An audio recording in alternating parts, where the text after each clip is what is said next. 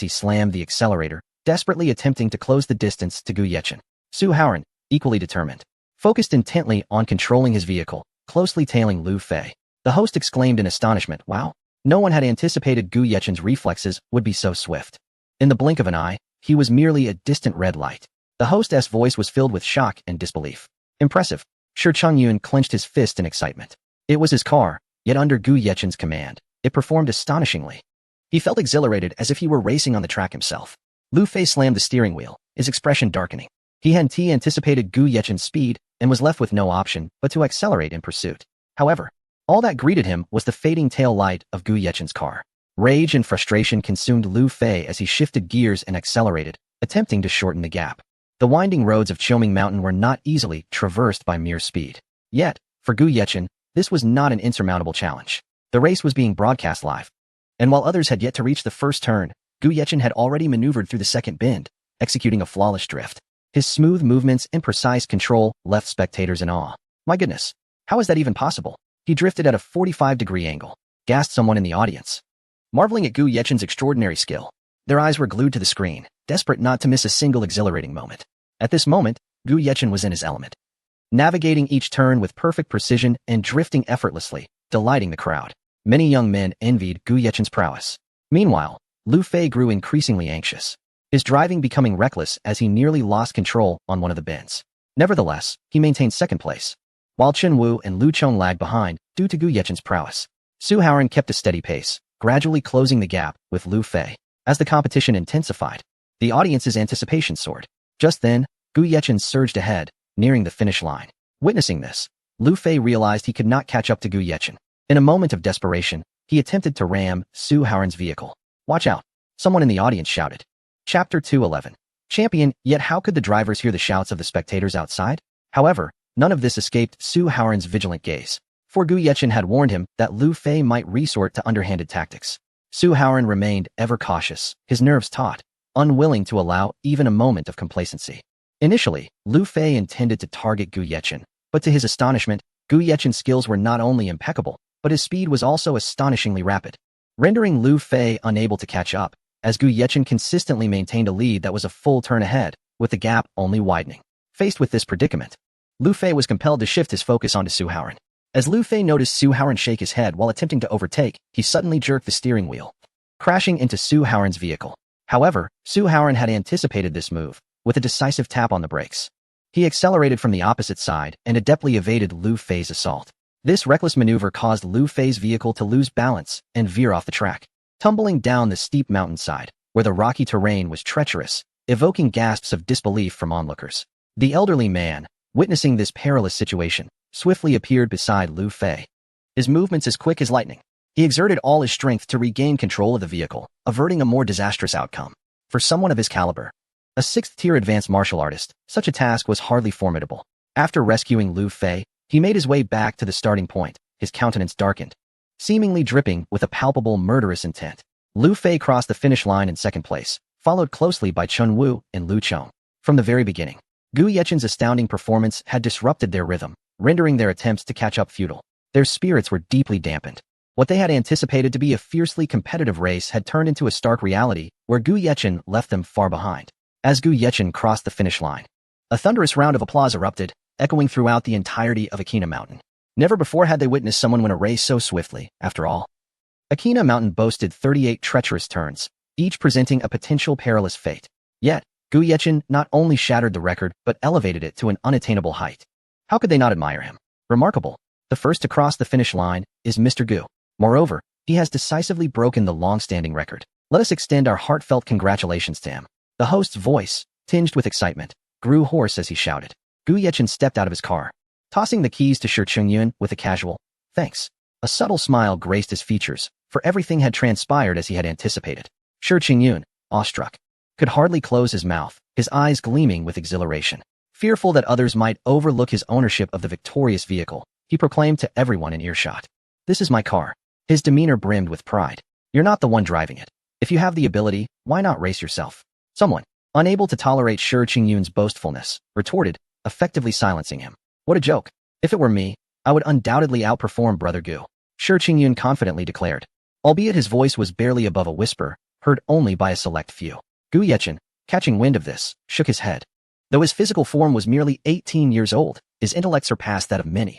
To him, Shi Qingyun appeared as nothing more than a childish figure. At that moment, Su Haoran's vehicle also crossed the finish line. Gu Yechen approached him, inquiring, "Are you all right?" Su Haoran shook his head, replying, "I'm fine." But Lu Fei went off the mountain. I wonder how he is. On the surface, he seemed concerned for Lu Fei, yet inwardly, he secretly wished for Lu Fei's demise. A flicker of unnoticeable delight danced in his eyes, as he maintained a facade of calmness before the crowd. "Brother Su, such a person deserves to die? He just attempted to harm you. Why are you worried about him?" Shi Qingyun retorted vehemently, his face contorted with anger and disdain. "Alas, we are all competitors in this race. Such events leave us unsettled. I hope he is unharmed," Su Haoran stated, projecting an air of magnanimity. His voice imbued with feigned regret and exasperation. The onlookers perceived Su Haoran as exceptionally gracious, recognizing that it was Lu Fei who had intended to harm him. Yet he still expressed concern for Lu Fei, earning him a measure of admiration. Gu Yechen shook his head, easily discerning Su Haoran's true thoughts. Su Haoran turned away, not meeting anyone's gaze, suppressing a smile that threatened to escape. Just then, Gu Yechen lightly tapped him twice, restoring his composure in an instant. Those taps, seemingly simple, seemed to harbor a mysterious power. Su Haoran gazed at Gu Yechen in astonishment, his mind reeling. Is this even possible? What other extraordinary abilities does Gu Yechen possess? It appeared that he must forge a stronger bond with Gu Yechen. Previously, he had merely sought friendship, but now, the prospect of brotherhood seemed enticing. Meanwhile, the atmosphere remained vibrant, with people surrounding Gu Yechen, offering their heartfelt congratulations. The incident involving Lu Fei became the focal point of their discussions. Lu Fei has gone too far, employing such tactics during the race. Someone exclaimed indignantly. Indeed. Thankfully, young Master Su reacted swiftly. Otherwise, it could have been perilous. Another chimed in. Yet, Mr. Gu's driving skills are truly extraordinary, deserving of our utmost admiration. Another voice echoed, filled with praise. The compliments flowed. Not only due to Gu Yechen's exceptional talent, but also because of the incredible sports car valued at 80 million. Seizing the moment, Su Haoran proclaimed. The successful conclusion of this race is thanks to everyone's participation and support. We should organize more events like this in the future to foster camaraderie. The crowd nodded in agreement. As Gu Yechen surveyed the lively scene, his mind churned with thoughts of the challenges that may lie ahead. Lu Fei had suffered a significant setback, and his temperament suggested he would not let it go easily. Moreover, the mysterious elder's formidable strength could not be underestimated. Leaving Gu Yechen uncertain of potential repercussions, the elder had been able to block Gu Yechen's attack, indicating that his martial prowess likely surpassed Gu Yechen's own. Perhaps only Qin Lang could gauge his true capabilities. Brother Gu, let us not dwell on such matters. Let us savor this moment of victory, Su Haoran encouraged. Patting Gu Yechen's shoulder, Gu Yechen nodded, temporarily casting aside his concerns, allowing himself to revel in the joy of triumph alongside the crowd. At that moment, the elder reappeared at the summit, accompanied by Lu Fei. Upon his arrival, his gaze bore down on both Lu Fei and Gu Yechen, a glint of malice evident in his eyes. Uncle Zhang, teach them a lesson. Don't kill them, but break all their limbs. Lu Fei gritted through the pain of his fractured arm. Chapter 212. Qin Lang takes action. Lu Fei was drenched in sweat, beads trickling down his cheeks. His gaze fixed on Gu Yechen and Su Haoran with an intensity that suggested he wished to see them suffer 1,000 deaths. Su Haoran paused momentarily before asking, Lu Xiao, are you alright? Do you need me to call an ambulance? His tone feigned concern, his face displaying just the right amount of worry, convincing those around him of his genuine compassion for Lu Fei's plight. Yet, Lu Fei's expression radiated murderous intent as he glared at Su Haoran, the look in his eyes insinuating he could devour him whole at any moment. Uncle Zhang, take action. Lu Fei's mind was consumed with the desire to break every limb of Gu Yechen and Su Haoran, ensuring they paid a dreadful price for their actions today. His voice was almost a roar, having lost all semblance of his usual calm demeanor. However, the elder behind him remained still, quietly observing Gu Yechen with a gaze both profound and intricate, as if pondering something significant. Uncle Zhang, what are you waiting for? Lu Fei turned to the elder, his tone laced with urgency and anger. Gentlemen, will you take action yourselves, or shall I? The elder shook his head, directing his attention to Gu Yechen and Su Haoran. His voice was deep and resonant, exuding an authority that brooked no dissent. What? Is caring for you such a crime? Must we endure violence? Su Haoran sighed, his face contorted with feigned sorrow, as if he bore an immense grievance. The elder, shaking his head, swiftly advanced, delivering a powerful punch aimed at Su Haoran. His movement was as swift as lightning, accompanied by a fierce gust of wind. Seeing this, Gu Yechen instinctively pushed Su Haoran aside, both narrowly avoiding the blow. In that instant, the air felt as though it had thickened. The elder squinted at Gu Yechen, realizing that despite his minimal exertion, It was improbable for an ordinary person to evade such an attack so effortlessly. Indeed, I did not misjudge. You are, without a doubt, a martial artist, the elder remarked, surprise flickering in his eyes as he regarded Gu Yechen. A martial artist? Lu Fei, upon hearing this, directed a disbelieving gaze at Gu Yechen. To him, Gu Yechen had merely been a capable individual, not someone of martial prowess. Gu Yechen smiled lightly, responding, just luck. His tone was casual, for he understood that with a system in place, such an accomplishment was hardly remarkable. Let me test your strength, the elder declared, his eyes narrowing as he focused on Gu Yechen. He stepped forward, closing the distance to approximately 2 meters, and launched a palm strike.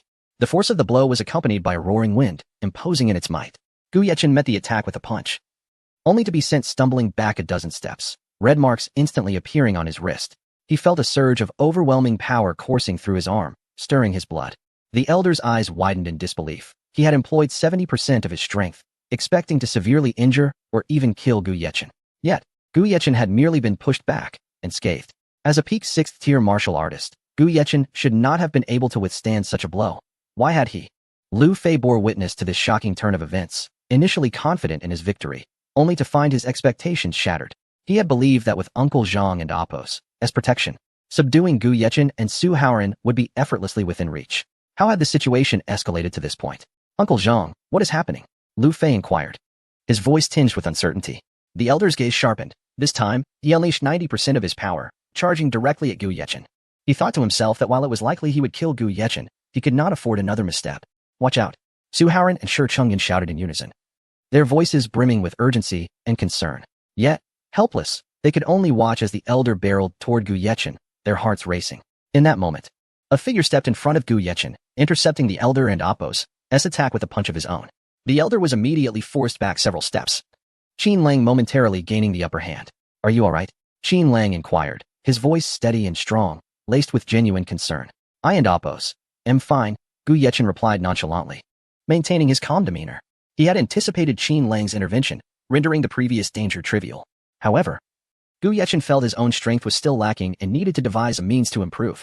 The elder, noticing Qin Lang before Gu Yechen, questioned, are you certain you wish to involve yourself in matters concerning the Lu family? From their exchange, he discerned that he was at a slight disadvantage against Qin Lang and would find it difficult to prevail in a true confrontation.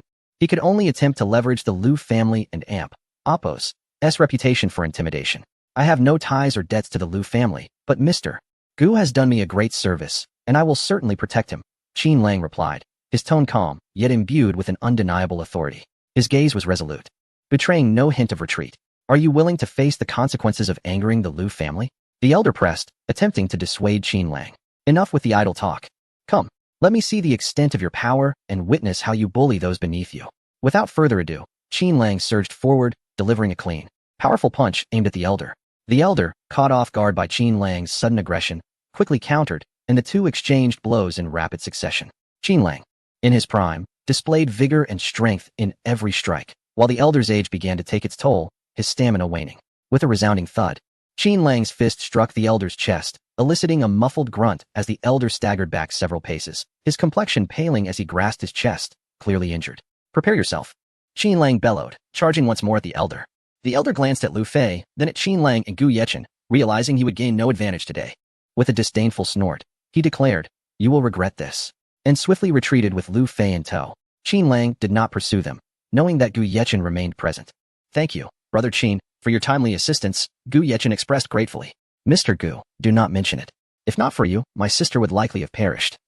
And I would not be here today, Qin Lang replied. Su Haoran stepped forward. We are fortunate to have Brother Qin here. Otherwise, today would have been troublesome. Shi Chengyan nodded in agreement. Lu Fei will not let this matter rest. We must remain vigilant. What is there to fear? With us here, Lu Fei cannot stir much trouble in Shanghai City, Shi Chengyan reassured. Chapter 213. The successful development of the physical enhancement pill. The Lu family's ability to carve out a niche in Kyoto surely stems from their formidable means. Caution is certainly warranted. Gu Yechen's expression was grave, his brow slightly furrowed. If it were not for the throngs of people, he truly should not have let Lu Fei and his companions escape. Regret was futile now. Su Haoran nodded in agreement, fully aware of the Lu family's substantial strength, which far surpassed that of the Su family. Vigilance was indeed essential. Indeed, the Lu family is deeply rooted and should not be underestimated. We must proceed with caution. Su Haoran concurred, his demeanor equally solemn. We should not have allowed them to leave just now, Shi Chengyan remarked, a hint of regret and frustration lacing his tone. Do you still wish to eliminate them? Su Haoran shook his head, speechless, his gaze at Shi Changyun filled with exasperation. Gu Yeqing chuckled softly. With the Lu family as a colossus, the idea of eliminating Lu Fei is quite unrealistic. After speaking, he waved his hand and drove away with a carefree demeanor, the vehicle speeding into the moonlit night, leaving a cloud of dust in its wake. He's right, Su Haoran mused, watching Gu Yeqing's retreating figure before turning to leave as well. Upon returning to the British-style mansion, Gu Yeqing washed up and fell into a deep slumber, casting aside all fatigue. In his dreams, someone gently tucked him in, moving with such care as if afraid to disturb him. The next morning, Gu Yeqing awoke, perplexed by the quilt draped over him, yet he thought little of it. After stretching lazily, he descended the stairs. Upon reaching the dining area, he found a meticulously prepared breakfast accompanied by a note left by Jiang Qingyan. Significant breakthrough in the physical enhancement pill. Those words struck him like a thunderclap, instantly rousing him from his stupor. Upon receiving this news, Gu Yeqing hastily consumed a few bites before dashing out to his car. Qin Lang trailed him closely, maintaining a steady distance. Upon arriving at the Qinyang group, Gu Yeqing made a beeline for the laboratory, his pace brisk and his eyes alight with anticipation. If the research bore fruit, it would be extraordinary. At the laboratory entrance, he encountered Fan Jingde, whose face lit up with joy upon seeing Gu Yeqing. Young friend Gu, you've finally arrived. Fan Jingde's face radiated with excitement, fully aware of the significance of the physical enhancement pill. Gu Yeqing felt a swell of pride at the sight of this elder, appreciating that such patriotic individuals devoted themselves entirely to scientific research, contributing to the prosperity of their nation. Surely, they would one day surpass the Eagle Nation. Thank you for your hard work, Elder Fan, Gu Yeqing expressed, his tone filled with respect. We made a significant breakthrough with the physical enhancement pill. We have successfully produced 2 finished products, but they have yet to undergo testing. So we do not yet know their efficacy, Elder Fan declared, his eyes gleaming with excitement as he glimpsed hope on the horizon. Take me to see them, Gu Yeqing replied, his voice calm, yet slightly trembling, revealing the tension within. After all, the success of the physical enhancement pill concerned the future and development of the entire nation. As they walked a few steps, Jiang Qingyan, along with Tang Mi, Feng Tianlong, and Zhao Gang emerged from the laboratory. Since the semi-finished products of the physical enhancement pill had arrived, Feng Tianlong had not left the lab, and Zhao Gang had remained vigilant, fearing any mishaps. Only after the success of the physical enhancement pill did they dare to step outside. Tang Mi, too, had not strayed far from Jiang Qingyan.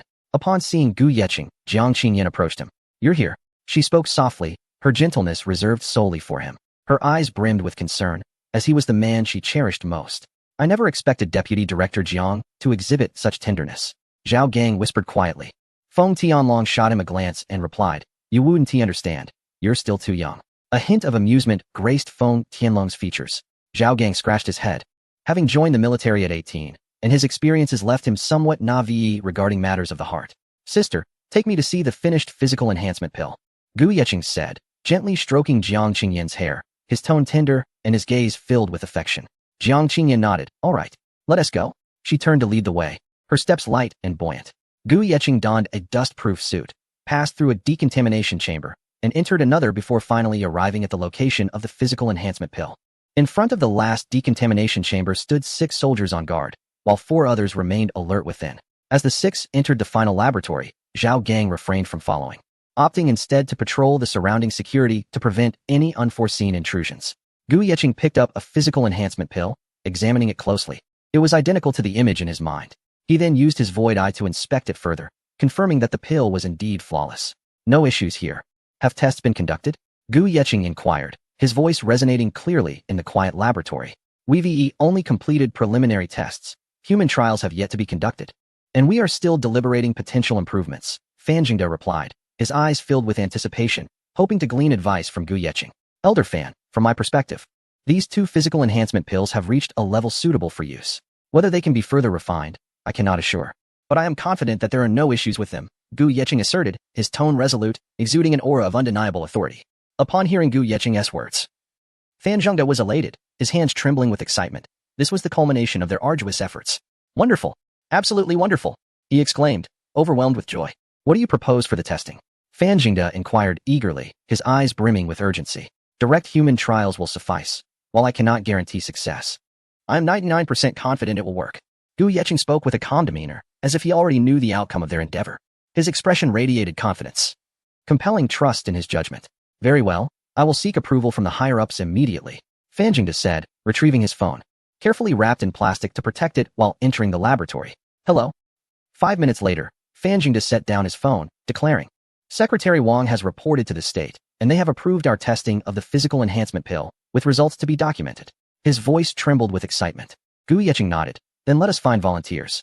Just as he was about to turn to leave, Tang Mi interjected, allow me to do it.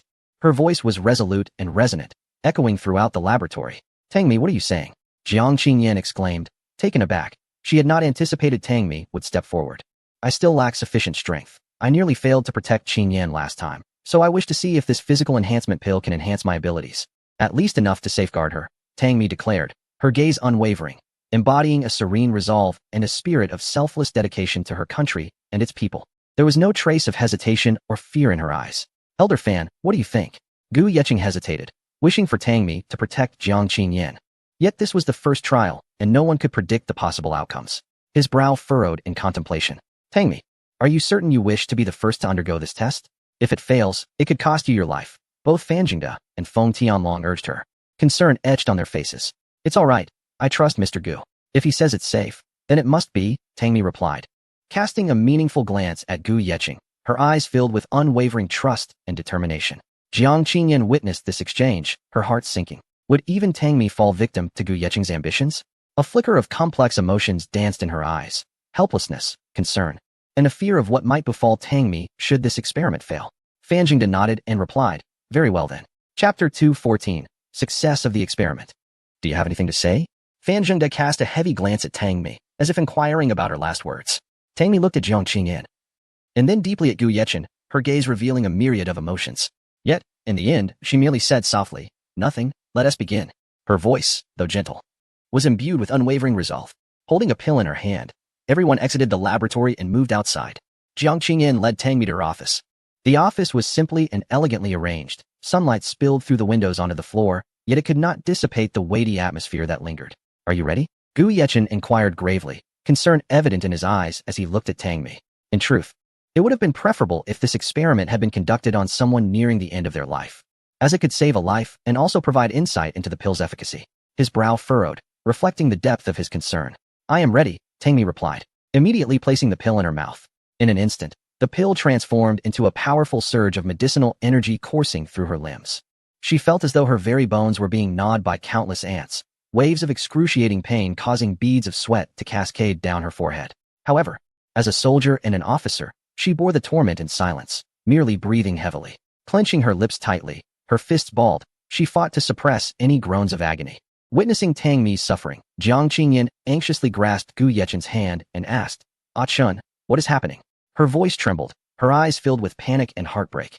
Fan Jingde wore a worried expression. He had previously consumed the pill without any adverse effects, instead feeling a gentle medicinal energy flowing comfortably within him.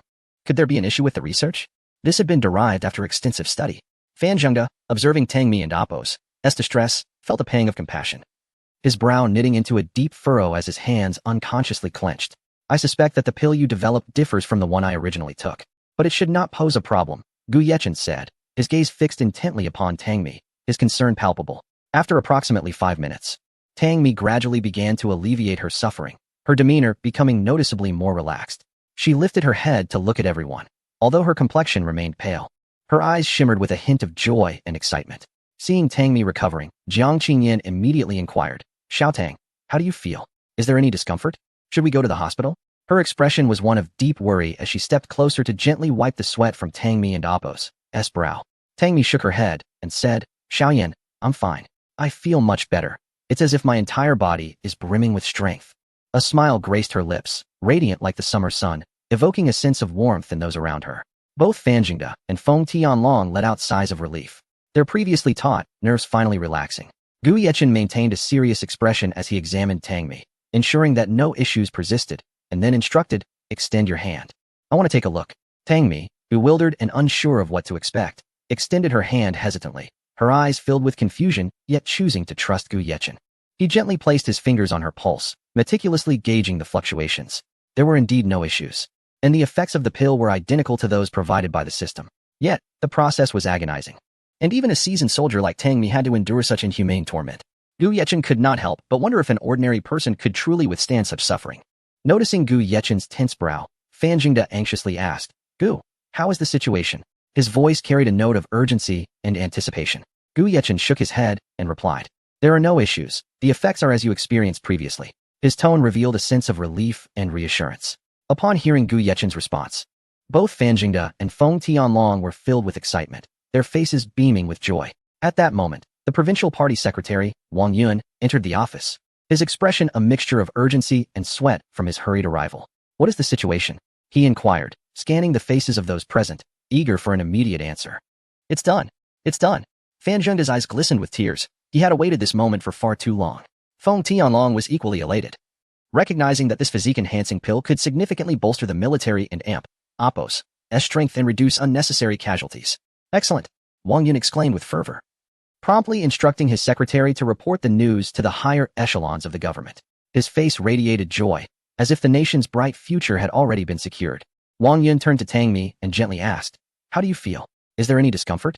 His voice was warm and concerned. Tang Mi, slightly taken aback, quickly responded. Secretary, I'm perfectly fine. I feel great. Her voice was resolute and powerful. The successful development of this physique-enhancing pill represents a pivotal opportunity for the enhancement of our military capabilities, Feng Tianlong declared with enthusiasm. Moreover, it holds immeasurable potential for improving the overall physical fitness of the population, Fan Jingde added. Wang Yun nodded in agreement, stating, This must be reported to the nation. We need a thorough plan to ensure that this achievement can benefit our country and its people to the fullest extent. Chapter 215. The engineering academician upon receiving the gratifying news of the successful development and experimentation of the physique pill. The senior officials in Kyoto displayed expressions of immense relief and joy. Their smiles reflected not only acknowledgement of the diligent efforts of the researchers, but also hope for the nation's future. Let us discuss what rewards we ought to bestow upon them for this remarkable achievement, proposed Long Zhu, the leader of Huagua, his visage serious and contemplative. His gaze was profound and resolute. Indeed, their contributions are invaluable, particularly that of our young friend Gu Yechen. Without his involvement, the creation of this physique pill would not have been possible, remarked a middle-aged man, approximately 50 years of age. His tone imbued with appreciation and gratitude for Gu Yechen's significant role. The assembly nodded in agreement, after all. This discovery held the potential to save lives and carried immense significance for both the nation and its people. Given these considerations, shall we confer upon Gu Yechen the title of Engineering Academician of Longhua? What are your thoughts? Long Zhu's proposition was met with an immediate silence, as each individual contemplated their opinions but hesitated to voice them. Isn't that a bit excessive? While Gu Yechen's contributions are indeed commendable, he is still quite young, and his experience may not be sufficient for such an esteemed title. One individual cautiously expressed their concern. Precisely, and we cannot claim that the formula for the physique pill solely belongs to Gu Yechen.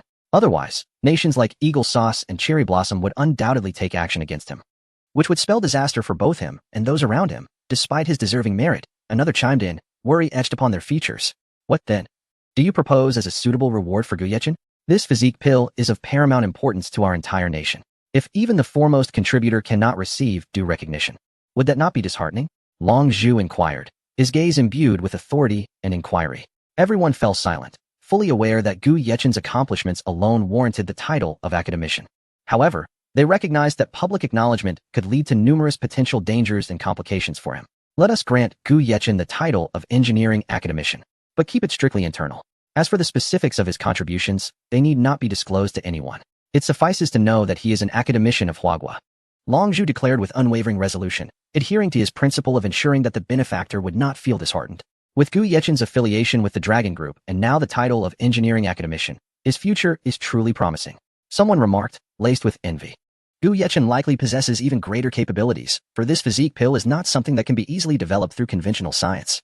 Perhaps Huagua will finally break the Western blockade against us. An elder chuckled, brimming with pride. Let it be so. Huagua shall release this information in the name of the state, but only a select few core personnel will be privy to it. To ensure the safety of Gu Yechen and those around him, Long Zhu concluded. What? Wang Yun exclaimed, a smile gracing his lips as he seemingly received delightful news. Splendid. I shall inform academician Gu immediately. Wang Yun and Oppo's excitement elevated his voice significantly. After hanging up, he eagerly grasped Gu Yechen and Oppo's hand, exclaiming, Yechen, we have just received word from the state regarding your monumental contribution to the physique pill. The nation has bestowed upon you the title of engineering academician. However, to protect you as much as possible, only a select few are aware of this matter. His eyes sparkled with enthusiasm, as if he himself had received the honor. Jiang Xingyan and Tang Mi were both utterly astonished. An academician at just 18? Unprecedented. Will there be anyone to follow in his footsteps? Their gazes reflected disbelief and admiration. Furthermore, all personnel involved in this research will receive national medals and rewards.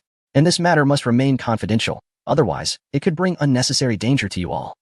Wang Yun's tone shifted to one of gravity, his expression solemn. Everyone understood the allure this pill would hold for others. Even the soldiers stationed at the company were unaware of the specifics they were guarding, only knowing the importance of their charge. Academician Gu Yechen mused, astonished that a mere pill could elevate him to such a status. Is this real? Nevertheless, he thought little of it. For him, it was merely an additional title.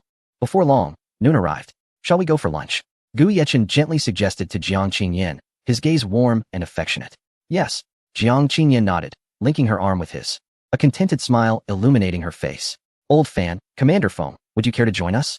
Gu Yechen inquired kindly, glancing at the others. Both Fan Zhengde and Feng Tianlong shook their heads, responding, you young ones enjoy your romance. We old bones won't intrude. Fan Zhengde chuckled, his wrinkled face radiating warmth. Very well, we shall proceed to lunch then.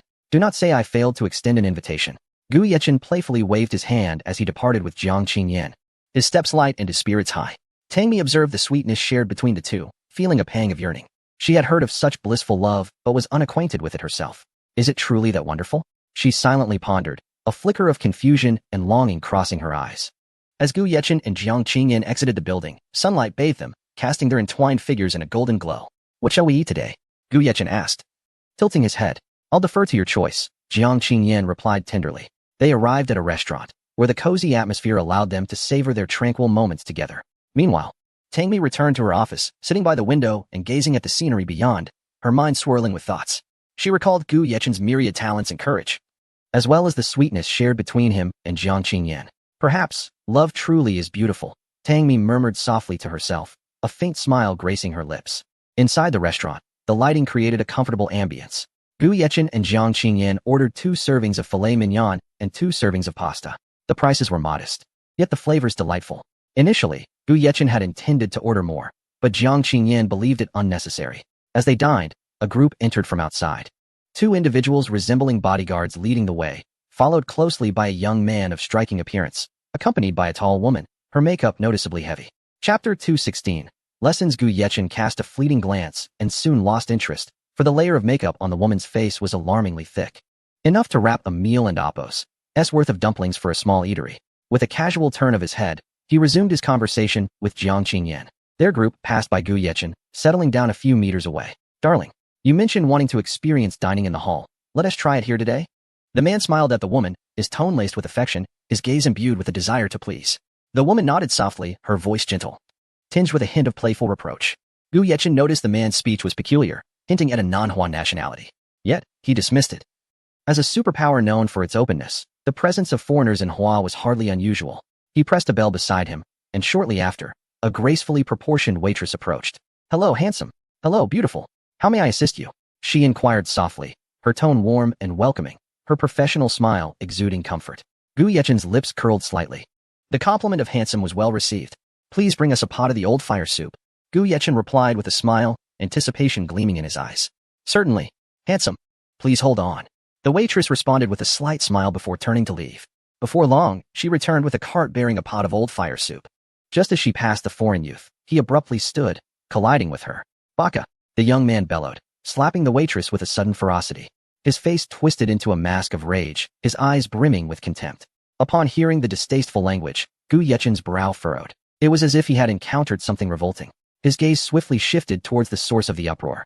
The young man unleashed a tirade against the waitress, striking her repeatedly while she offered apologies that fell on deaf ears. Her face was a canvas of fear and helplessness, tears welling in her eyes. Jiang Qingyan recognized her as the very waitress who had welcomed them. Witnessing this scene ignited a blaze of fury within Gu Yechen, a visceral hatred etched deep within his very being. Rising to his feet, he strode over without hesitation. Jiang Qingyan followed closely behind, her eyes reflecting unwavering support and determination. As the man prepared to strike the waitress again, Gu Yechen swiftly pulled her back. The young man swung at air, turning to glare at Gu Yechen, his crude Hua faltering. You dare provoke me? His eyes radiated menace and defiance. Gu Yechen's gaze hardened, an aura of lethal intent emanating from him. Several bodyguards immediately shielded the young man, having accompanied him from the Sakura nation, trained rigorously from a young age to detect danger. Sir, our young master means no harm. We hope you will step aside, one of the bodyguards said, his tone courteous, yet his eyes wary. Without a word, Gu Yechen retaliated with a decisive punch. The bodyguard attempted to counter, but in an instant, he was sent flying several meters, crashing to the ground. Gu Yechen harbored no goodwill towards the Sakura nation, his attack ruthless. The young man lay sprawled on the floor, his fate uncertain. If he survived, he would likely be left incapacitated. You dare lay hands on someone from the Sakura nation? He exclaimed, shock and indignation flooding his features. We came to Hua to show respect, and yet you dare to strike us. His voice was sharp and grating, brimming with arrogance and entitlement. Enough, Gu Yechen scoffed, shaking his head in disdain. He charged forward, baffled by the audacity of a Sakura national behaving so brazenly in Hua. Jiang Qingyan promptly grasped the waitress's hand, inquiring softly, Are you all right? Her voice was tender and filled with concern. The waitress, still trembling from fear, momentarily stunned by Jiang Qingyan's words, stammered, I'm fine. Her voice quivered, her body shaking uncontrollably. The restaurant manager, alerted to the commotion, rushed over, immediately asking, Is everyone all right? His face betrayed urgency and care. The waitress shook her head. Glad to hear it, the manager replied, his gaze shifting to the instigators, brow furrowed with anger. Just then, a bodyguard shouted, Baka! The shout reverberated through the room, igniting the manager and Apos' fury. Take my coat. The manager shed his jacket and removed his tie, charging at one of the bodyguards, engaging in a fierce struggle. Though his movements were not as swift as Gu Yechen's, they were imbued with strength and determination. In a blink, Gu Yechen had dispatched several bodyguards, leaving them groaning on the floor, their bones undoubtedly broken. The manager also delivered a thrashing to one of the bodyguards, surveying the scene of chaos before exclaiming, What a relief! His face was alight with exhilaration, as if he had finally released a pent-up frustration. Manager, are you all right? The waitress asked, her eyes brimming with gratitude and admiration for the relatively young manager. He waved her off. I'm fine, consider it a workout. His tone was light, as if the tumultuous brawl had merely been a trivial exercise. Sir, you possess quite the strength, he remarked, smiling at Gu Yechen, having witnessed his prowess firsthand. His eyes filled with respect and admiration. Gu Yechen replied nonchalantly, Such individuals should not be allowed to act with impunity on our soil. The manager nodded in agreement. You are correct, but there may be further complications. Jiang Qingyan interjected, What is there to fear? They initiated the violence. We are merely defending ourselves.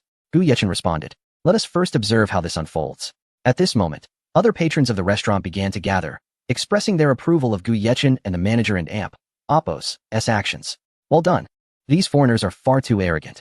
Indeed, we cannot allow them to run rampant on our territory. The air was thick with voices of anger and support. Chapter 217, A Vicious Assault on the Outsider. How infuriating. You bunch of East Asian sick men. We shall report this to the authorities. The young leader spat vehemently, his voice brimming with arrogance and hubris, perceiving the land of Hua as beneath him, daring to lay hands on someone from the land of cherry blossoms. Gu Yechen had refrained from striking him earlier, yet here he was, growing more brazen by the moment. His reckless bravado sent a chill through the atmosphere, plunging it into an icy silence. When the young man uttered the term East Asian sick man, the temperature around them seemed to drop further, as Gu Yechen emanated an aura of profound coldness, capable of freezing the very air, instilling dread in all present. With a sigh, Gu Yechen picked up the steaming hot soup and lamented, What a pity for such a fine broth. Without hesitation, he drenched the young man with the scalding liquid, which splashed upon him, turning his skin a fiery crimson. The hot soup cascaded down, and the young man let out a blood-curdling scream, akin to that of a slaughtered pig, reverberating throughout the restaurant. Yet, the onlookers exhibited no fear. Their eyes were glued to this gratifying spectacle. Gu Yechen grasped a wine bottle and declared, You dare to point fingers at us, the people of Hua? His voice was deep and resonant, tinged with ire. Were it not for the public setting, he would have surely dispatched him on the spot. With a resounding crack, he smashed the bottle against the young man's head, blood trickling from the corner of his eye, mingling grotesquely with his burn injuries. The young man, now thoroughly injured, let out another agonizing wail. At that moment, a group of police officers, having received the report, rushed to the scene, greeted by the tumultuous chaos and shouts of approval from the bystanders. Cease this at once. One officer bellowed, his voice firm and authoritative. Upon hearing the command, everyone fell silent. The officer glanced at Gu Yechen and inquired, Mr. Gu, are you unharmed? They all recognized Gu Yechen, as the mayor had personally commanded that any action taken by him was justified, leaving the police with no authority to apprehend him, not even the mayor himself. Gu Yechen paused, shaking his head in response. I am fine. He found it perplexing. Should he not be taken to the police station in such circumstances? In his understanding, such incidents typically warranted further investigation at the precinct. Do we need to go to the station? Gu Yechen looked at the officer, his expression tranquil, yet his eyes conveyed a hint of inquiry. No need. This is their issue, not yours, Mr. Gu, the officer replied with a smile. Ridiculous. Would he dare to take anyone in? Even the mayor lacked that authority. Gu Yechen chuckled lightly, stating, then I shall return to my meal. His tone was carefree, as if the earlier conflict had left no mark upon him. Very well, Mr. Gu. The officer waved his hand decisively, directing, take this rowdy bunch to the station. His command was resolute and left no room for debate. The young man, enduring his pain, glared at the officer and exclaimed, Baka, why is he not being taken in? His eyes brimmed with rage and confusion, seemingly appalled by such treatment. Upon hearing the term Baka, the officer's brow furrowed, instantly comprehending why Gu Yechen had acted violently. It was clear that those from the land of cherry blossoms had been behaving tyrannically. A surge of indignation welled up within him, further fueling his disdain for the young man and Apos' actions. You dare insult us? The officer retorted, raising his baton and striking the young man and Apos' thigh. Afterward, he continued, obstructing our duties and insulting the police of Hua. You shall all be taken in for strict punishment. His tone was severe, imbued with righteous authority. Wait, first. You must compensate for the damages. Gu Yechen interjected calmly, betraying no hint of emotional turmoil. Did you hear that? Hurry and pay up. Another officer barked, his expression stern and unyielding. I will sue you all. I will report you. The young man howled, his eyes filled with fury and despair. Gu Yechen frowned in displeasure, picking up a wine bottle and rising to his feet, aware that a single punch could easily end him. What do you intend to do? I will pay. I will pay. Is that not enough? The young man trembled at the sight of Gu Yechen and Apos' gaze, quickly acquiescing to the demand for compensation. His voice quavered with fear and submission. The arrogance he once displayed vanished. A total of 250,000. The manager stated flatly, his expression impassive. Had the police not been present, he would have relished delivering another blow. What? The young man and Apos' voice rose, disbelief evident as he suspected he had misheard. His eyes widened, staring at the manager as if he were a lunatic. What on earth costs 250,000? Why don't and Apos, till you go rob a bank? He could not help but retort, his voice trembling with anger and helplessness. The items here are all custom-made, naturally. You must compensate at the original price for what you have damaged, the manager replied, his demeanor unwavering, devoid of any room for negotiation. Reluctantly, the young man ordered compensation, casting a venomous glare at Gu Yechen as he departed. Gu Yechen was somewhat astonished. He had not anticipated the manager's ruthlessness. However, he admired the manager's treatment of the young man. He smiled slightly, expressing his approval of the manager's actions. The crowd erupted into enthusiastic applause, cheering for the police's enforcement of the law. Gu Yechen turned to the manager and requested, bring me another bowl of the old fire soup. I did not get to enjoy the previous one. The manager, not daring to be negligent, recognized the severity of the situation. The police had not taken action against Gu Yechen, implying he possessed some authority. Furthermore, he noticed that Gu Yechen seemed somewhat familiar. Thank you, handsome. The waitress smiled, though the redness on her cheeks was still quite evident. Her eyes shimmered with grateful tears, her voice imbued with sincerity. No need for thanks. Please seek treatment first. Gu Yechen replied, his tone caring and warm. Shortly after, the manager returned with the waitress. A pot of old fire soup wafted an enticing aroma, making one yearn to consume it all at once. Mr. Gu, Miss Jiang, if there is nothing else, we shall take our leave. The manager uttered softly, his tone respectful. He had done his research and discovered that it was Gu Yechen and Jiang Qingyan, which left him somewhat stunned. Jiang Qingyan expressed surprise upon hearing herself referred to as Miss Jiang, for it had been a long time since she had last heard that title after leaving the Jiang family. A flicker of confusion crossed her eyes, but she quickly regained her composure. Here, Xiaoyan. Gu Yechen ladled a bowl of soup for Jiang Qingyan, gently bringing a spoonful to her lips. His actions were tender, his eyes filled with warmth and affection. Jiang Qingyan and Apos' cheeks flushed slightly, and she playfully protested, I can drink it myself, I am not a child. Yet, she obediently opened her cherry lips and sipped the broth, feeling a warmth spread within her. Detected Jiang Qingyan's affection level surpassing 90 points. Reward, 1 lottery chance. Gu Yechen was momentarily taken aback. Had Jiang Qingyan and Apos' affection level not surpassed 80 previously? This revelation surprised him, but it mattered not, for it had now crossed that threshold. The other patrons in the restaurant gradually resumed their dining routines, conversing about the earlier events and praising Gu Yechen and Apos' bravery and sense of justice. This young man is truly remarkable. He did not flinch in the face of those arrogant foreigners. Indeed, he has brought honor to us, the people of Hua. The manager is impressive as well. The compensation demands were perfectly justified. Ha, let those foreigners know we are not to be trifled with. After a while, Gu Yechen's phone rang. Hello? Mr. Gu. It's me, Wang Yun.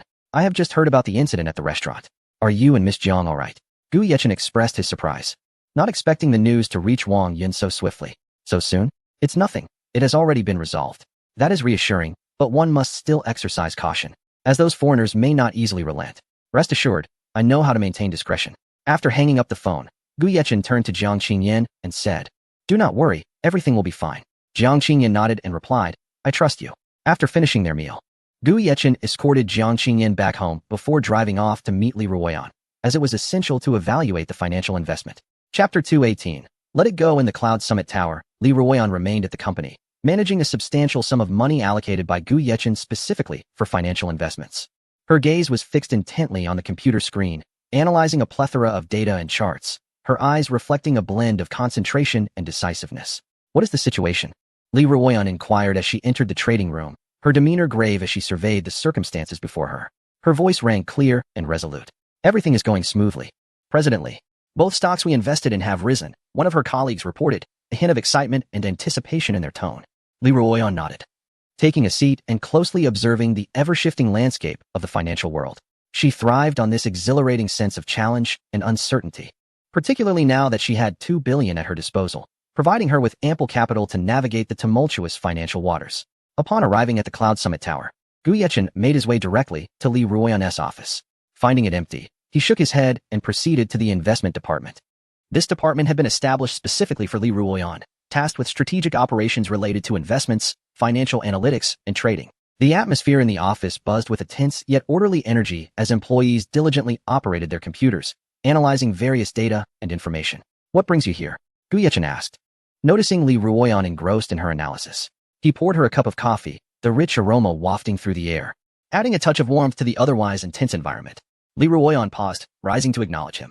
"Director Gu," she greeted respectfully, aware that she was merely an investment manager under his guidance, and thus adhered to the necessary decorum. "Please, have a seat. There's no need for formality between us," Gu Yechen replied, his warm and friendly smile easing the tension in the room.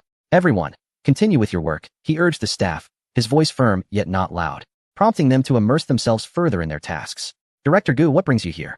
Li Ruoyan asked, a hint of surprise evident in her expression. This was only the second time Gu Yechen had visited the investment department, the first being on its inaugural day. Her curiosity and confusion were palpable. "I wanted to see if my judgment holds true," Gu Yechen replied with a calm smile, his gaze sweeping over the data and charts on the screens. Seemingly casual, yet internally analyzing everything. "That should be assured. Our investments in both stocks have risen significantly." With enthusiasm ignited by the topic of financial investments, Li Ruoyan began detailing the performance of the two stocks to Gu Yechen. However, Gu Yechen and Appos' brow furrowed as he glanced at the stocks. "Let us sell both," he stated firmly, his voice low yet resolute. Through his unique insight, he recognized that these stocks were merely the result of market speculation and were bound to plummet soon. "Director Gu, what do you mean? Both stocks are performing exceptionally well. Why sell?" Li Ruoyan questioned, her gaze fixed on him, seeking answers in his expression. The others in the room mirrored her confusion, surprised by Gu Yechen and Appos' directive. "It and Appos' simple. This is merely bait. If I'm not mistaken, both stocks will hit their limit down before the afternoon close," Gu Yechen replied, a calm confidence underpinning his words. The investment was not substantial enough to represent a significant loss for him. Sell, Li Ruoyan had sensed something amiss from the beginning, but had overlooked it. Now, with Gu Yechen's suggestion, she decisively took action. Understood. The team promptly executed their roles, never questioning Li Ruoyan's orders. They swiftly sold off the two stocks, which, due to their ongoing rise, attracted buyers who mistakenly believed they had encountered an unsuspecting trader. "Director Gu," Li Ruoyan remarked, "you have already begun to position yourself in the electric vehicle sector. I have always believed that the future lies in this industry. What are your thoughts?" Her eyes sparkled with determination.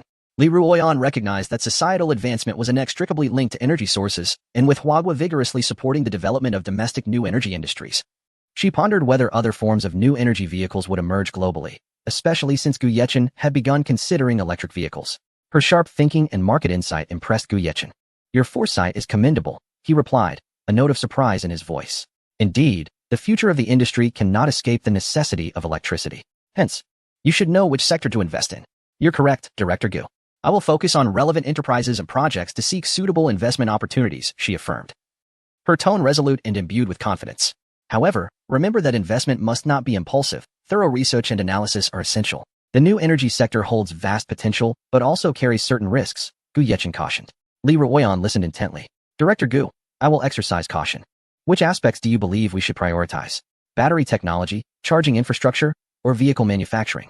Gu Yechen paused, smiling. It seems you have done your homework. All these areas are crucial, but battery technology is paramount. Breakthroughs in battery life and charging speed will undoubtedly propel the entire industry forward. Li Ruoyan nodded thoughtfully. Shall we then seek out promising startups engaged in battery technology research for investment? Gu Yechen chuckled. That's one approach. However, our company will manufacture its own battery technology. At that moment, an employee interjected, President Li, Director Gu, just as you predicted, those two stocks have begun to decline and are now at their limit down. Li Ruoyan cast a glance at Gu Yechen, her admiration for him deepening as she realized his foresight was indeed accurate. Gu Yechen merely smiled faintly and remarked, "This is just the beginning. Director Gu, with your guidance, I am confident our company will achieve even greater success," Li Ruoyan declared. Glancing at the clock, Gu Yechen noted it was already 5 o'clock. He stood up, saying, "Well, I have other matters to attend to. I leave this in your capable hands. Rest assured." Director Gu, Li Ruoyan replied as he departed, turning her attention back to researching the electric vehicle industry. Chapter 219. Qin Lang's comrades. Mr. Gu. As Gu Yechen stepped out of the trading room, he was met by Qin Lang. "What brings you here?" Gu Yechen inquired, his eyes betraying a hint of perplexity.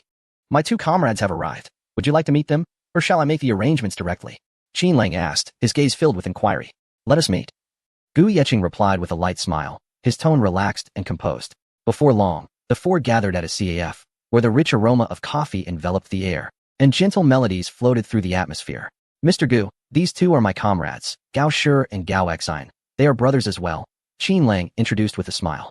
Gu Yechen glanced over at the two men, who stood tall like ancient pines, their eyes radiating an unusual aura, steadfast and resolute, embodying righteousness. Their gazes were clear and piercing. Indeed, they are veterans of the battlefield. "Greetings to you both. I trust Qin has briefed you. Do you have any thoughts to share?" Gu Yechen inquired, his smile warm and his tone gentle. "Mr. Gu, we have no other intentions. We simply wish to proceed as discussed," Gao Shi replied, his voice steady and firm, reflecting the decisiveness characteristic of military personnel. Having devoted all their resources to the families of fallen comrades, they found themselves lacking in wealth. When Qin Lang approached them, they had intended to leave this line of work behind, but desperation for funds combined with brotherly loyalty drew them back. They were grateful that Qin Lang thought of them first. "Rest assured, money will not be an issue," Gu Yechen remarked with a faint smile. To him, money was merely a figure. He had little interest in it, having amassed considerable wealth. His demeanor exuded generosity. "Your only task is to ensure my protection." Gu Yechen was now a 5th-tier advanced martial artist, and it was evident that ordinary individuals posed no threat to him, especially with 3 6th-tier experts at his side. His women were also equipped with bodyguards, all seasoned veterans, to prevent any issues arising after Gu Yechen departed from Shanghai. Gu Yechen treated the three to a sumptuous meal. The table laden with exquisite dishes, as they dined and conversed in a harmonious atmosphere. After their meal, they proceeded to the hospital. Gu Yechen understood the meaning of rooting out the weeds. With Mo Yihan and his mother still alive, he felt compelled to reunite them. It was the least he could do for them. Upon arriving at the hospital, Gu Yechen made his way directly to Mo Yihan and Apos' ward. The room was thick with a somber atmosphere. Mo Dian's wife appeared heartbroken, her eyes swollen and red, her hair disheveled, as though she had aged considerably overnight. Not long ago, her husband had been brutally murdered in the hospital, and the police had failed to uncover any useful information. With her husband dead, her son incapacitated, and another son deceased, she could not fathom who would wish to eradicate their family. "Son, your father is gone." She hesitated before deciding to share the grim news with Mo Yihan, for he was Mo Dian and Apos' son. Her voice trembled, laden with sorrow and despair. "What? Mother, what are you saying?" Mo Yihan exclaimed, his emotions surging, eyes wide in disbelief. His body shook slightly, struggling against his helplessness. Mo Dian and Apos' wife could hold back her tears no longer. "Your father fell at home and became a vegetable. Your brother suddenly died in prison. Just days ago, remember? Your father was cruelly murdered in the hospital, stabbed 25 times. I cannot comprehend who has sought to annihilate us. The entire Mo family is left with just the two of us." Mo and Apos' wife wiped her tears, her voice choked, teetering on the brink of collapse. "Who did this? Who is responsible?" Mo Yihan's expression darkened, his face ashen, eyes blazing with rage and hatred. Yet he felt utterly powerless, as he was now a mere invalid, confined to his bed, unable to act. The police had found nothing useful. All surveillance footage from that day had vanished, leaving no leads. After Mo and Apos' wife spoke, she sighed deeply, her eyes hollow. With Mo Dian's death, it felt as though her soul had been extracted. "Tell me, what enemies have you made? Who possesses the power to bring our entire Mo family to such ruin?" she asked, her gaze filled with dread, uncertain if they were next in line. Mo Ihan's expression darkened further. The Mo family had enjoyed smooth sailing until they crossed paths with Gu Yeqing, which had precipitated a series of problems. Though he felt certain that Gu Yeqing was not the cause, all signs pointed to him. Seeing her son's demeanor, Mo's wife sensed something was amiss and pressed on. Who is it? If all goes as expected, that person should be Gu Yeqing, Mo Ihan reluctantly replied, closing his eyes in resignation. His voice was heavy with bitterness. Mo and Apos, wife paused, then asked, is he the owner of the Shuyuexuan Hotel in Shanghai City? Her voice trembled with surprise. Indeed. My brother's desire to marry the eldest daughter of the Jiang family led to some unfortunate events, and subsequently, my father hired someone to kill Gu Yeqing, who managed to escape. This is likely his retribution, Mo Ihan sighed, feeling a sense of inevitability in Gu Yeqing and Apos' wrath, especially given that even his father had not escaped unscathed, let alone himself. His gaze reflected deep resignation. At that moment, Gu Yeqing entered, clapping his hands and strolling into the room. Dressed in a doctor's uniform and wearing a mask, he removed it upon entering, revealing a faint smile that sent shivers down one and Apos' spine. Mo Ihan glared at Gu Yeqing, rage simmering within him, wishing nothing more than to devour him alive. Mo Xiao, if we were friends, perhaps we could forge a new world together. Such a pity. Gu Yeqing shook his head, his tone laced with a hint of regret, yet devoid of sincerity. What do you want? Mo Dun and Apos' wife shouted angrily at Gu Yeqing, her voice sharp and filled with fury. I came to check on your son and Apos' condition and to escort you to reunite with your family, Gu Yeqing replied nonchalantly, his demeanor unruffled. To him, both Mo Ihan and his mother were inconsequential. His gaze was cold. Please, you cannot do this. This is a crime. Mo's wife cried out, terror etched across her face. Gu Yeqing chuckled coldly, a crime? Oh, when your hired men stabbed me 15 times and nearly took my life. Did you consider that a crime? Mo Ihan gritted his teeth. Gu Yeqing, you will not escape retribution for this. He knew he was beyond saving. Gu Yeqing approached the bedside, looking down at Mo Ihan. What becomes of me is of no concern to you. You shall not witness it. But today marks your demise. Mo's wife cried out in desperation, I beg you. Spare us, young man. Chapter 220. Rooting out the weeds, Gu Yeqing regarded the woman before him with a trace of disdainful amusement. Although her involvement in the matter at hand was minimal, her affiliation with the Mo family necessitated a collective resolution. In his eyes, the Mo clan was irredeemably culpable. Have you contemplated the manner of your demise? Gu Yeqing spoke, his tone icy and merciless, resonating like a death knell that caused a tremor in Mo Ihan's heart. His voice echoed in the hushed hospital room, akin to a decree from the depths of hell. With a heavy heart, Mo Ihan closed his eyes and uttered in despair. Proceed. It seemed he had resigned himself to fate, yet the undercurrents of fear and rage were inescapable. Quite self-aware, I see. Gu Yeqing sighed, his gaze devoid of any compassion. To spare Mo Ihan and Apos' mother the agony of witnessing her son's demise, he unhesitatingly severed her throat before Mo Ihan's eyes. In that instant, blood splattered, rendering the scene both gruesome and horrifying. Mother. Mo Ihan's eyes widened at the sight, fury boiling within him. A desire to rend Gu Yeqing into pieces consuming his thoughts. Gu Yeqing, should there be a next life, I shall ensure your ashes scatter to the wind.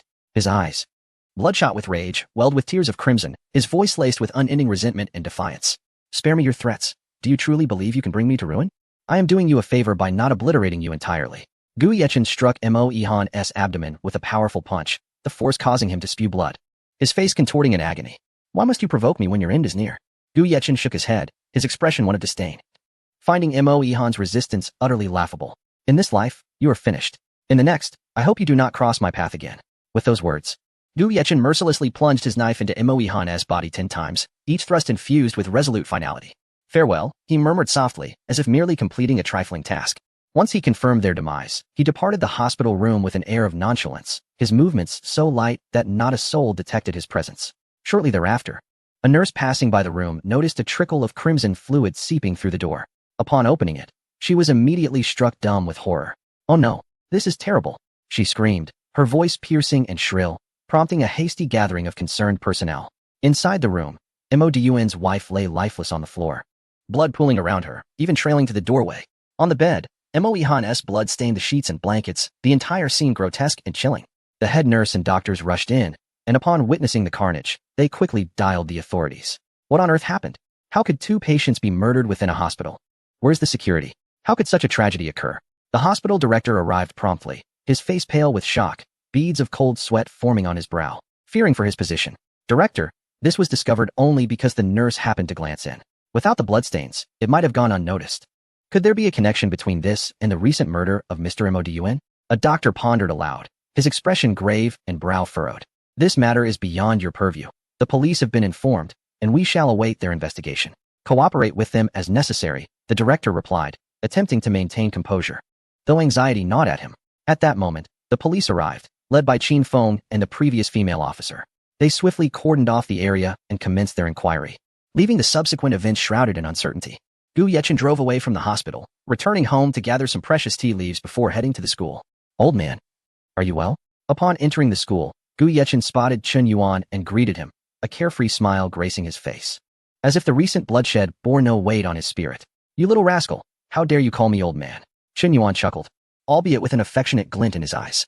Given your age, at least 50, what else should I call you? Gu Yechen retorted, lifting the items in his hand and teasingly waving them before Chen Yuan. The latter and Appo's gaze fixed intently on the package, recognizing it as a rare and precious tea. Come, let us go to my office, old man, Chen Yuan exclaimed, pulling Gu Yechen along, eager to safeguard his prized tea leaves. In the office, Chen Yuan retrieved a tea leaf, brewing a cup for Gu Yechen. What brings you here today? He inquired.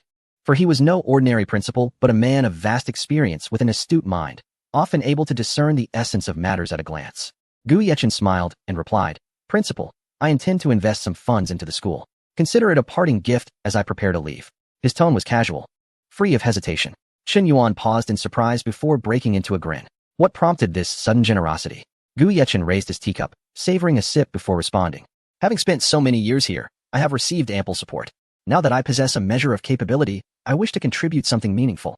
Chen Yuan nodded, acknowledging the sentiment. It is rare to see such thoughtfulness, but the school is not in need of funds. Gu Yechen chuckled, Principal, please do not refuse. While the amount may not be substantial, it could enhance the facilities and foster a better learning environment for the students. Chen Yuan regarded him with pride. You have matured, my boy, and you understand the importance of giving back. As Gu Yechen departed the school, he glanced back at the campus, a wave of nostalgia washing over him. This place held countless memories, and in 5 days, he would embark on a new journey, returning only occasionally to reminisce. Chapter 2:21 Concerning the grandfather. The father is now out of danger. However, the doctor stated that he would spend the rest of his life confined to his bed. Zhou Zhixing, sitting in a wheelchair, gazed at the elder Zhou with reddened eyes. His voice was tinged with sorrow. It was his father who had met such a tragic fate merely for seeking out Gu Yechen. The elder Zhou kept his eyes closed, the wrinkles on his face seemingly deepening, lost in thought. A heavy atmosphere pervaded the room, oppressive and stifling. After a moment, the elder Zhou picked up his phone and made a call, asking, Old Ghost, how is it? In a dimly lit basement, the man known as Old Ghost puffed on a cigarette, the smoke swirling around him as he replied, This is likely more complicated than it seems. I have investigated, and Gu Yechen is under protection, so this matter will not be easily resolved. His voice was low and hoarse. The elder Zhou sighed, saying, Even you cannot handle this? You are a 6th-tier advanced martial artist. In this realm, few could rival your strength. His tone conveyed a sense of urgency and frustration. I cannot guarantee success, but he has a bodyguard whose strength is on par with mine. Unless we can lure him away, Old Ghost replied, taking a deep drag on his cigarette. His brow furrowed. The elder Zhou pondered for a moment and said, I will arrange for someone to assist you. If you can eliminate him, I will offer 20 billion. He raised the stakes, his eyes flashing with determination. He was willing to pay any price for revenge for his son. Who do you have in mind to assist me? Old Ghost asked, intrigued, for 20 billion was a sum that could change his fortunes.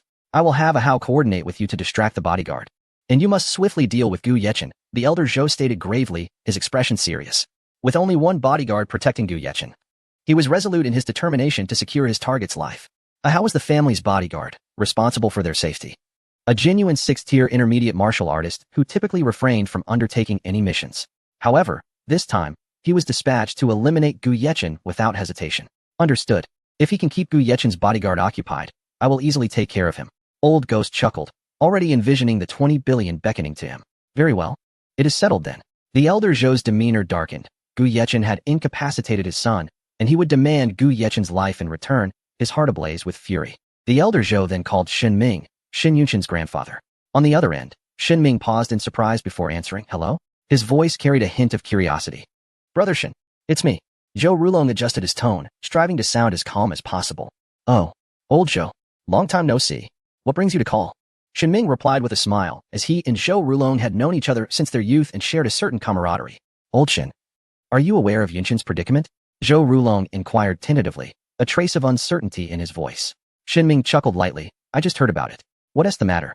His tone was casual, seemingly unfazed by the situation. Gu Yechen has disgraced both the Shin and Zhou families. I wonder if Brother Shin has any thoughts on this matter? Zhou Rulong asked, gazing out the window, his eyes revealing a sense of unspoken meaning. This is a matter between the younger generation. It may not be wise for us to intervene. Let them resolve it themselves. Shun Ming smiled, clearly reluctant to embroil himself in the disputes of the youth. Unless something intolerable occurred, your family was humiliated, and you remain indifferent, Brother Shin? Zhou Rulong expressed his astonishment, not expecting Shin Ming's calmness. Shin Ming's expression darkened at the remark. He could overlook the youthful squabbles, allowing them to settle their own affairs. But he could not stand idly by while the family name was tarnished. This matter should be left for Yunshin to handle. Shin Ming's tone shifted, and Zhou Rulong noticed the change, refraining from further comment. After a few more pleasantries, they ended the call. Zhou Rulong then instructed Zhou Zhixing to contact Shin Yunshin to inquire about the situation. Zhixing, call Yunshin and ask if he has any plans against Gu Yechen. Inform him that we, too, intend to take action, Zhou Rulong said, his gaze serious, a palpable aura of intent surrounding him. Understood, grandfather. Zhou Zhixing promptly picked up his phone to call Shin Yunshin. Meanwhile, Shin Yunshin was contemplating how to deal with Gu Yechen when he received Zhou Zhixing's call. Momentarily taken aback, he had heard about Zhou Zhixing's father being assaulted by Gu Yechen and saw a potential for collaboration with the Zhou family. Hello, Zhixing. What is up? Shin Yunshin feigned ignorance, his voice laced with curiosity. Yunshin, I heard that you were humiliated by Gu Yechen at Miss Xia's graduation banquet. Are you contemplating revenge? Zhou Zhixing spoke seriously, his heart filled with hatred for Gu Yechen due to his father's current state. Oh, is that so? Do you wish to take action against him? Shin Yunshin narrowed his eyes, pondering Zhou's intentions. You must have heard, Gu Yechen injured me, and I am currently in a wheelchair. Now, he has harmed my father. And the doctor says he may be bedridden for life. We cannot let this go unpunished. Zhou Zhixing's voice turned cold, filled with fury. What? Shin Yunshin's tone instantly chilled. Although he was already aware, he pretended to be surprised and feigned anger. How dare Gu Yechen strike Uncle Zhou? What are your plans now? My grandfather is preparing to take action against Gu Yechen and has already hired someone. Since you also have a grievance with him, we wanted to see if you would like to partner with us, Zhou Zhixing said, awaiting Shin Yunshin and Appo's response. We must teach him a lesson and humiliate him thoroughly. Shin Yunshin felt a surge of excitement. It seemed their objectives aligned perfectly. Currently, we have 2 6th-tier martial artists. To ensure absolute success, do you have any martial artists available on your end? Zhou Zhixing inquired, his eyes gleaming with anticipation. Shin Yunshin contemplated for a moment before replying. I can find a 5th-tier martial artist to assist us, but we must plan meticulously to prevent Gu Yechen from escaping. Zhou Zhixing nodded, declaring certainly. This time we must ensure he cannot evade his fate. Unbeknownst to Gu Yechen, he was already the target of a conspiracy. However, he had always remained vigilant. At 7 in the evening, Gu Yechen invited Su Yin to dinner. Is it delicious? He asked, smiling at her. Chapter 222, The Taste of Childhood. As long as I am dining with you, everything is delicious. Su Yin chuckled softly, her voice clear and melodious. Her gaze imbued with warmth and sweetness. Coupled with her intellectual demeanor, she resembled a dream lover. Oh, our esteemed CEO Su can also speak sweet nothings. Gu Yechen teased her, a mischievous smile gracing his lips upon hearing her words. In truth, Su Yin was unsure why, but she found herself increasingly reliant on Gu Yechen. His presence enveloped her like the endless warmth and security of winter. Not at all, Su Yin replied, blushing, her bashful demeanor igniting a fleeting impulse in Gu Yechen to seize her on the spot. The situation surrounding the beauty-enhancing elixir was alarming, as demand far exceeded supply. People from all corners of the country clamored to purchase the miraculous product. Su Yin was exceptionally busy, diligently monitoring its status daily. Look at this. Su Yin eagerly handed her phone to Gu Yechen, her eyes sparkling with anticipation, for a piece of good news had surged to the top of trending topics. A video was playing on her screen, featuring a woman seated before the camera. Hello everyone, my name is Song XX, and I am a severe burn victim who has miraculously survived. However, the trauma left by the fire has cast a significant psychological shadow over me. By chance, I came across the beauty elixir developed by the Su Group under the Feiyue Corporation and decided to give it a try. To my astonishment, this elixir truly eradicated all my burn scars, liberating me from inhumane torment. I am sincerely grateful to the Su Group, the Feiyue Corporation, and everyone behind the development of this elixir. As tears glistened in her eyes, the woman continued, if it weren't for this beauty elixir, I cannot fathom what my future would hold. Thus, I extend my heartfelt thanks to this company for providing us patients with a beacon of hope. After finishing her words, she stood and bowed deeply to the camera. Remarkable. Gu Yechen smiled, his eyes brimming with pride and satisfaction. Ah Chun, your actions have benefited countless patients. They no longer have to endure the scrutiny of others. Su Yan gazed at Gu Yechen with admiration, her eyes shimmering with respect for him. This is merely a small part of what I do. There may be more in the future. Gu Yechen gently placed a piece of beef before Su Yan's lips, his actions tender and considerate. With a flushed face, Su Yan accepted the beef, looking utterly adorable. You've worked hard lately, Gu Yechen remarked. His tone calm, but laced with concern, his gaze full of affection. This is my job, my favorite job. Su Yan replied with a captivating smile that tugged at Gu Yechen's heartstrings. Casually browsing social media, Gu Yechen noticed numerous accolades for the beauty elixir, which uplifted his spirits even further. After their meal, Gu Yechen accompanied Su Yan for a stroll. Despite being in the bustling city of Shanghai, vibrant street vendors thrived, some earning extra income while others specialized in their stalls. The night market exuded charm, with a rich tapestry of colorful lights illuminating the streets, filled with laughter and joy. At that moment, something seemed to captivate Su Yan, prompting her to dash over. Gu Yechen followed, finding her at a cotton candy stand, run by an elderly man. Likely in his 60s, his face bore the marks of time, yet his hands skillfully operated the machine. Grandpa, 2 cotton candies, please, Su Yan exclaimed, her excitement palpable as she reminisced about her childhood indulgence. Her eyes sparkled with anticipation, transforming her back into an innocent little girl. Certainly, young lady. The old man beamed at them, revealing a smile missing a few teeth. Gu Yechen felt a pang of sympathy for the elderly man, reflecting on the hardships of life. As even at 60, he had to toil for his livelihood, earning only when he worked. Young lady, are you two a couple? The old man inquired, his gaze filled with curiosity and kindness. Yes. Why do you ask? Su Yan replied, a look of happiness illuminating her face. Oh, nothing. Just thought you two seemed quite compatible. The old man chuckled. Gu Yechen subtly shook his head, though no one noticed, pondering the difficulties of modern business. Soon, 2 fluffy cotton candies were ready. Gu Yechen's was white, while Su Yan's was pink. Here you go. Su Yan handed the white one to Gu Yechen, her smile radiant. Sweeter than the cotton candy itself. Gu Yechen chuckled, recalling his own childhood memories of this treat, which he had not encountered in years. Today felt like a nostalgic journey back to the flavors of his youth. He took a bite, instantly flooded with sweet memories of carefree days, reminiscent of when the director had taken them to buy treats. Reflecting on it now brought him joy. How is it? Su Yan asked, her eyes gleaming with expectation, her expression adorably curious. The taste of childhood. Gu Yechen affectionately ruffled her hair, his face filled with tenderness. The two strolled along, savoring the festive atmosphere. What is this? Gu Yechen noticed Su Yan had dashed to another stall. Is that pickled mango? Gu Yechen exclaimed, surprised by yet another nostalgic flavor, particularly one of his favorites. Without waiting for Su Yan to speak, he called out to the vendor, I'll take a pound of mango, please. He then turned to Su Yan, encouraging her. Go ahead and pick some. Su Yan joyfully selected her mangoes, her face glowing with satisfaction. They continued to walk and eat. Gu Yechen teasingly suspected that Su Yan could eat an ocean's worth. Just then, a few individuals approached Su Yan, boldly asking, Hey beautiful, can we exchange contact information? Gu Yechen's expression darkened instantly. He pulled Su Yan close, coldly stating, Is there something you need? The group, taken aback, offered sheepish smiles, apologizing before hastily retreating. Su Yan, amused by Gu Yechen's protective demeanor, laughed. I didn't realize you could be so adorable. Gu Yechen snorted in response. They were trying to make advances on my woman. At that moment, Gu Yechen sensed an unusual aura approaching, causing him to grow serious in an instant. Chapter 223. Watching a movie. Qin Lang leisurely appeared beside Gu Yechen. Mr. Gu, there's a situation, he said in a low voice, his expression grave and alert. Gu Yechen nodded and replied, but I'm not sure if it's aimed at me. His gaze casually swept across the surroundings. Yet his heart was already on high alert. He sensed a faint presence nearby, causing his brow to furrow. Nevertheless, he continued to stroll through the streets, feigning ignorance.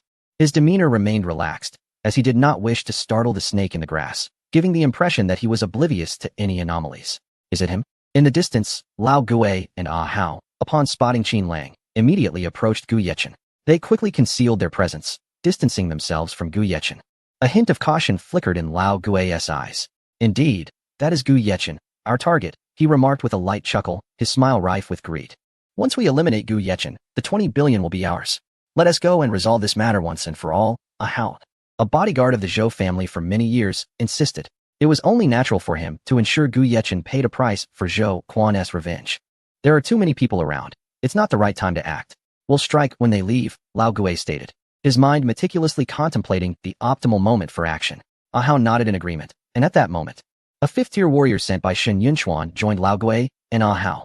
Follow them, but don't get too close, Lao Gui instructed in a low, icy tone. Both men nodded, cautiously trailing behind Gu Yechen and Su Yan while maintaining a safe distance. After a leisurely stroll, Gu Yechen took Su Yan to the cinema. casually purchasing 2 tickets before entering. Their seats were located towards the back, in the last row.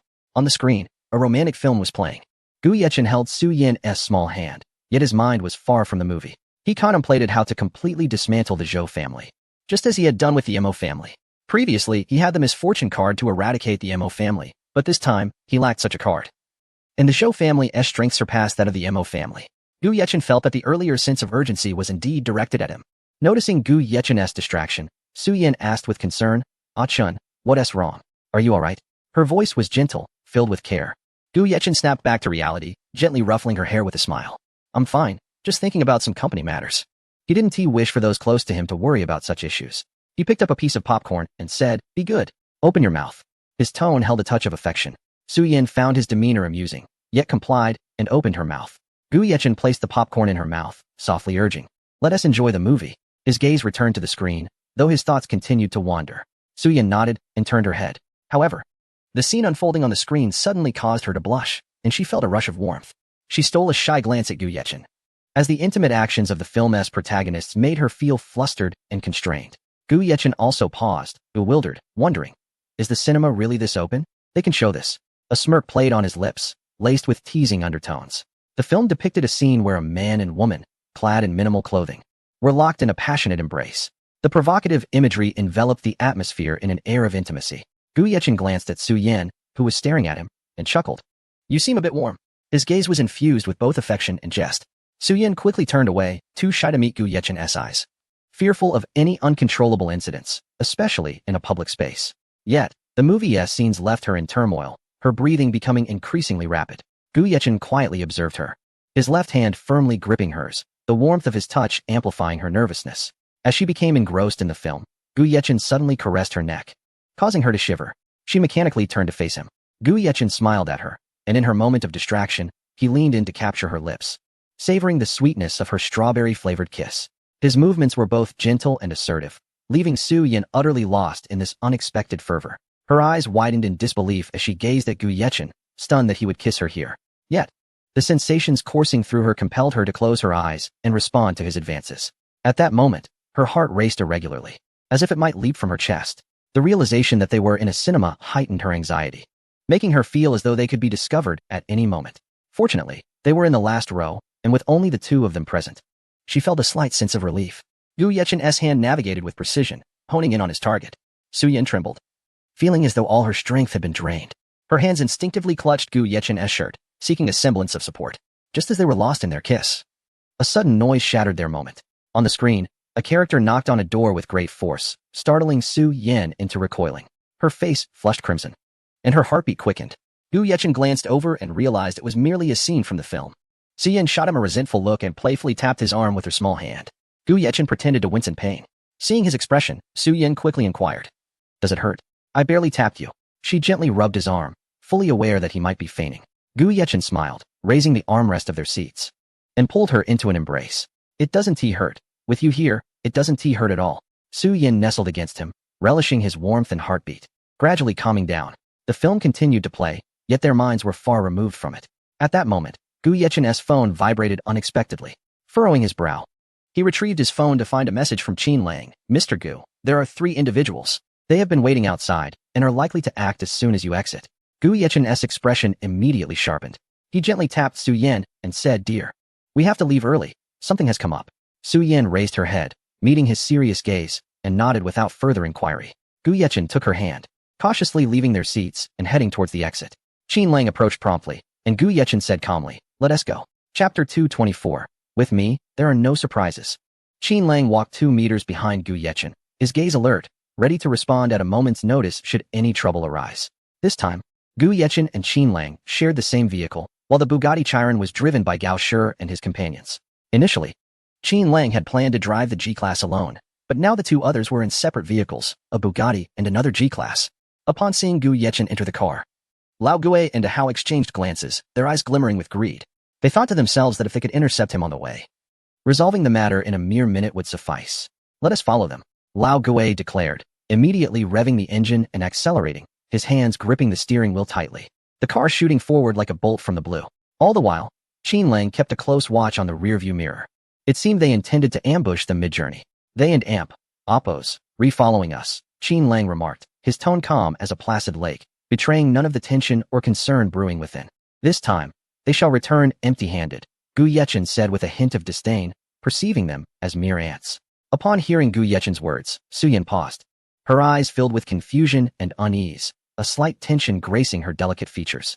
Someone is tailing us. It seems they have sent someone to take action against me, Gu Yechen gently remarked, playfully tapping Su Yan's nose. As she turned to look, she indeed spotted 2 cars closely trailing them, causing her to grip the seat instinctively. Fear not, for I am here. There shall be no surprises. Gu Yechen reassured her with a warm smile, capable of dispelling the darkest clouds. Brother Qin, let us find a place to confront them, Gu Yechen suggested, reaching for his phone to call Gao Shi and Gao Xian, outlining the plan in detail to let them fall back and ultimately ensnare their pursuers. Upon hearing Gu Yechen's strategy, Gao Shi and his brother Kuden and Amp, Oppos, help but regard him with newfound respect, promptly reducing their speed to allow the pursuing vehicles to overtake them. Lao Goe and his companions furrowed their brows at the sudden deceleration but thought little of it, directly following Gu Yechen's vehicle, singularly focused on completing their mission. Stay in the car and do not exit, regardless of what transpires, Gu Yechen whispered as he pressed a gentle kiss to Su Yan and Oppos' forehead. Now strike. Without hesitation, Qin Lang slammed the brakes. Lao Goe, witnessing this, instinctively did the same, the tires screeching against the asphalt. Gu Yechen opened the car door and stepped out slowly, exuding an aura of authority akin to a sovereign surveying his realm. Lao Goe, witnessing this, felt a surge of excitement. He never expected Gu Yechen to present himself so readily. He and Ahao rushed out of the vehicle. After accompanying me for so long, do you not know who sent you? Gu Yechen inquired, testing the waters. Deep down, he understood that extracting information from these well-trained assassins would be a formidable challenge. Lao Goe felt an uncomfortable pressure under Gu Yechen's imposing presence. Gu Yechen, was it? Someone has put a price on your head. We are merely mercenaries in this matter. Blame those you have offended, Lao Goe replied, attempting to mask his unease with a smile. As soon as he finished speaking, Ahao lunged at Qin Lang, moving with lightning speed, intent on merely delaying him for a minute. At that moment, a figure stepped in front of him, none other than Gao Shi, a 6th-tier intermediate warrior, whose experience eclipsed Ahao and Oppos. Bang. Their fists collided, emitting a dull thud, leaving Ahao astonished that someone could thwart him at such a critical moment and with comparable strength. Ahao staggered back several steps, barely regaining his footing, while Gao Shi retreated only a single step, composed and unfazed. Lao Goe and Ahao were left dumbfounded, with Ahao questioning his own abilities. Is this your strength? Gao Shi sneered, his eyes filled with contempt, shocked by the inadequacy of his assailant. A 5th-tier warrior rushed towards Ahao, hoping to assist him, but was immediately blocked by Gao Xian. Lao Goe's expression darkened upon realizing their predicament. They had fallen into a meticulously laid trap. At that moment, Gu Yechen spoke softly. You wish for my life. I wonder who has sent you? His voice, though gentle, carried an invisible weight of pressure. Heh, regardless of how you learned this, tomorrow will be your day of reckoning, Lao Goe declared, charging towards Gu Yechen with incredible speed, aiming to end him swiftly. In that critical instant, Qin Lang positioned himself in front of Gu Yechen, neutralizing Lao Goe's onslaught with a single punch that sent him staggering back several paces. Qin Lang himself retreated 7 steps, showcasing his superior strength. I have awaited you for long. Finally, unable to restrain yourself, Qin Lang laughed. Who are you? Why are you protecting Gu Yechen? Lao Goe demanded, his voice laced with anger and confusion. Who we are matters not. What is significant is that today marks your end, Qin Lang replied with a smile, a surge of murderous intent radiating from him as he charged at Lao Goe with relentless ferocity. Lao Goe glanced at Ahao and the 5th-tier warrior, sighing in resignation. Their meticulously planned scheme had unraveled here, leaving him feeling bitter. Gu Yechen smiled. Perhaps you can reveal who sent you. Forget it. Lao Goe's face darkened as he comprehended the impending consequences, yet he remained resolute in keeping his secret, a fundamental principle of a killer. Then death is your only fate. Gu Yechen's smile vanished, his gaze turning cold and merciless. Without hesitation, Qin Lang surged toward Lao Goe, his movements swift and violent, delivering a blow that sent him reeling back several steps. Lao Goe felt a sharp pain in his chest, blood surging in his veins. Do not struggle. You stand no chance, Qin Lang stated coldly. Ahao and the 5th-tier warrior's anxiety escalated upon witnessing Lao Goe's dire predicament. Gu Yechen offered them one last chance. Reveal the mastermind behind this endeavor, and perhaps your lives may be spared. Lao Goe gritted his teeth, still unwilling to speak. Gao Shi kicked Ahao's knee, causing him to collapse in agony. Will you speak? Gao Shi demanded. Ahao glanced at Lao Goe, then at Gu Yechen and his allies, showing no signs of compliance. Gu Yechen scoffed. Stubbornness will only lead to your demise. Qin Lang once more engaged Lao Goe in fierce combat. as Lao Gui began to tire, injuries accumulating. The fifth-tier warrior finally succumbed to the pressure, exclaiming, "It was the Zhou and Shun families who sent us." Lao Gui glared at the fifth-tier warrior, seething, "You traitor." Gu Yechen's eyes turned icy. His suspicions had been confirmed. "The Zhou family. I shall remember this debt. Your time is running short." Chapter 225, Too Weak. Gu Yechen waved his hand and commanded, "Dispose of him." His voice was cold and devoid of emotion. Gao Shi, upon hearing this, no longer held back. His figure moved instantaneously, swift as a ghost. "Damn it, didn't you say you would spare me?" The fifth-tier warrior, witnessing this scene, erupted in curses. Directing his fury towards Gu Yechen, despair evident in his eyes, he felt utterly insignificant before a sixth-tier warrior. Gu Yechen chuckled softly, "You must have misheard. I never said such a thing." A hint of cruelty lingered in his smile. With a swift punch, Gao Shi struck the warrior's chest, causing it to cave in with a sickening crack of broken bones. Following this, he delivered a brutal kick to the warrior's abdomen, resulting in a spray of crimson blood that stained the fifth-tier warrior and Appo's garments. With only a breath left, he struggled desperately on the brink of death. "Please, don't kill me." This was Shun Yunchuan's order. I had no choice. Blood trickled from the corners of his mouth as he gasped for breath. Attempting a final plea for survival, Gu Yechen approached him and said, "Fear not. You shall rest well. I will avenge you, sending Shun Yunchuan to join you." With that, Gu Yechen cast a glance at Gao Shi before turning away coldly, as if this entire affair were none of his concern. Gao Shi then crushed the warrior's skull underfoot. The gruesome scene spilling brains across the ground, horrifyingly bloody.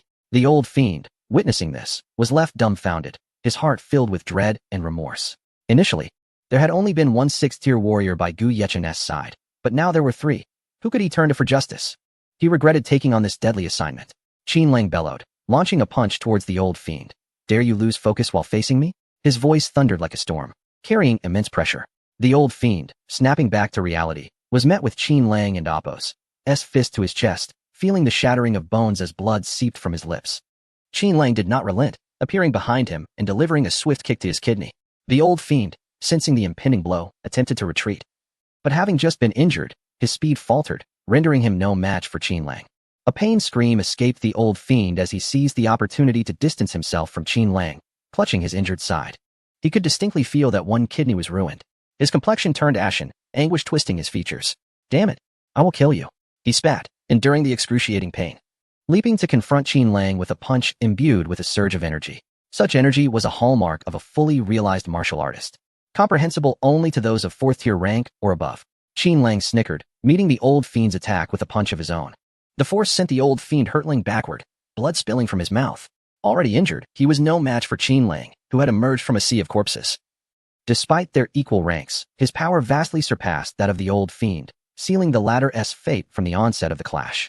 Struggling to maintain composure, the old fiend looked at Gu Yechen, roaring, "If I do not perish, I will claim your life to avenge my kidney." His voice dripped with resentment. Gu Yechen paused, pondering why some individuals harbored such peculiar demands. He glanced at Qin Lang, who understood Gu Yechen's intent and swiftly incapacitated the old fiend, rendering him incapable of further resistance. The old fiend collapsed, enduring unbearable agony, sweat beading on his forehead, his body trembling under relentless torment. At that moment, Ahau was also defeated by Gao Xian, his body similarly broken. Yet, he fixated on Gu Yechen, silent despite his condition, his eyes brimming with defiance. Gu Yechen stood before them, looking down with an air of superiority. "I had expected a modicum of surprise from you, but alas, you are simply too weak. You thought you could come and kill me?" Gu Yechen smiled, his tone flat yet imbued with an unsettling aura. "It seems you were aware of our arrival." The old fiend began to calm, recognizing his lack of escape. His voice carried a note of resignation. "Indeed, the moment you appeared, I sensed trouble brewing. I intentionally left a flaw for you to exploit. I never anticipated you would follow through." Gu Yechen chuckled, confidence radiating from his gaze. "You are quite formidable. Grant me a swift end." The old fiend, devoid of hope, sought only to die quickly and escape further torment. It was perhaps the best fate he could hope for. "You're still young, speaking of life and death." Gu Yechen sighed, gesturing with his hand, and Qin Lang swiftly dispatched the old fiend with efficiency and no hesitation. Gu Yechen approached Ahau. "Do you have anything to say? Any messages for the Zhou family? I could convey them." His tone was calm, as though engaging in casual conversation. Ahau lifted his head, dark clouds shadowing his face. He forced a smile. "This is a society governed by law. Killing will not yield good outcomes for you. I merely leave before you do. I'll await you on the road to the underworld." His voice brimmed with fury. "You acknowledge this as a lawful society?" Yet when you sought to kill me, you thought otherwise. Gu Yechen shook his head, amused by Ahao's words. Ahao remained silent, his gaze fixed on Gu Yechen with lethal intensity. It appears you have no further words. Your companions are waiting for you. Do hurry along. With that, Gu Yechen struck Ahao with a single blow. Ahao, now rendered a mere mortal, fell to his end under Gu Yechen's fist. You have all worked hard. Gu Yechen offered a gentle smile before moving towards Su Yan. Come down, we shall change vehicles. Gu Yechen smiled faintly, his demeanor relaxed, as if the recent bloodshed had left no mark upon him. Su Yan nodded and descended from the car. The scene before her left her momentarily stunned. She turned to Gu Yechen, asking, "Who are they?" Her voice trembled. Having never encountered such horror, fear gripped her. Gu Yechen took her small hand, reassuringly saying, "Do not fear, it's nothing. They sought to kill me, but they were simply too inexperienced." His voice was steady, devoid of any tumult, as if the situation at hand were trivial. Su Yan felt a chill run through her, her voice quavering. "This is terrifying. Who exactly wanted you dead?" Gu Yechen patted her shoulder, comforting her. "Do not worry, I will handle it. But this cannot continue. Their failure may provoke them to strike again, placing you in constant peril." Su Yan frowned, her face etched with concern.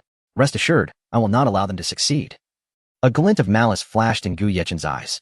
The Zhou family, Xin Yinchuan, they would pay for their actions. "What shall we do now?" Su Yan inquired.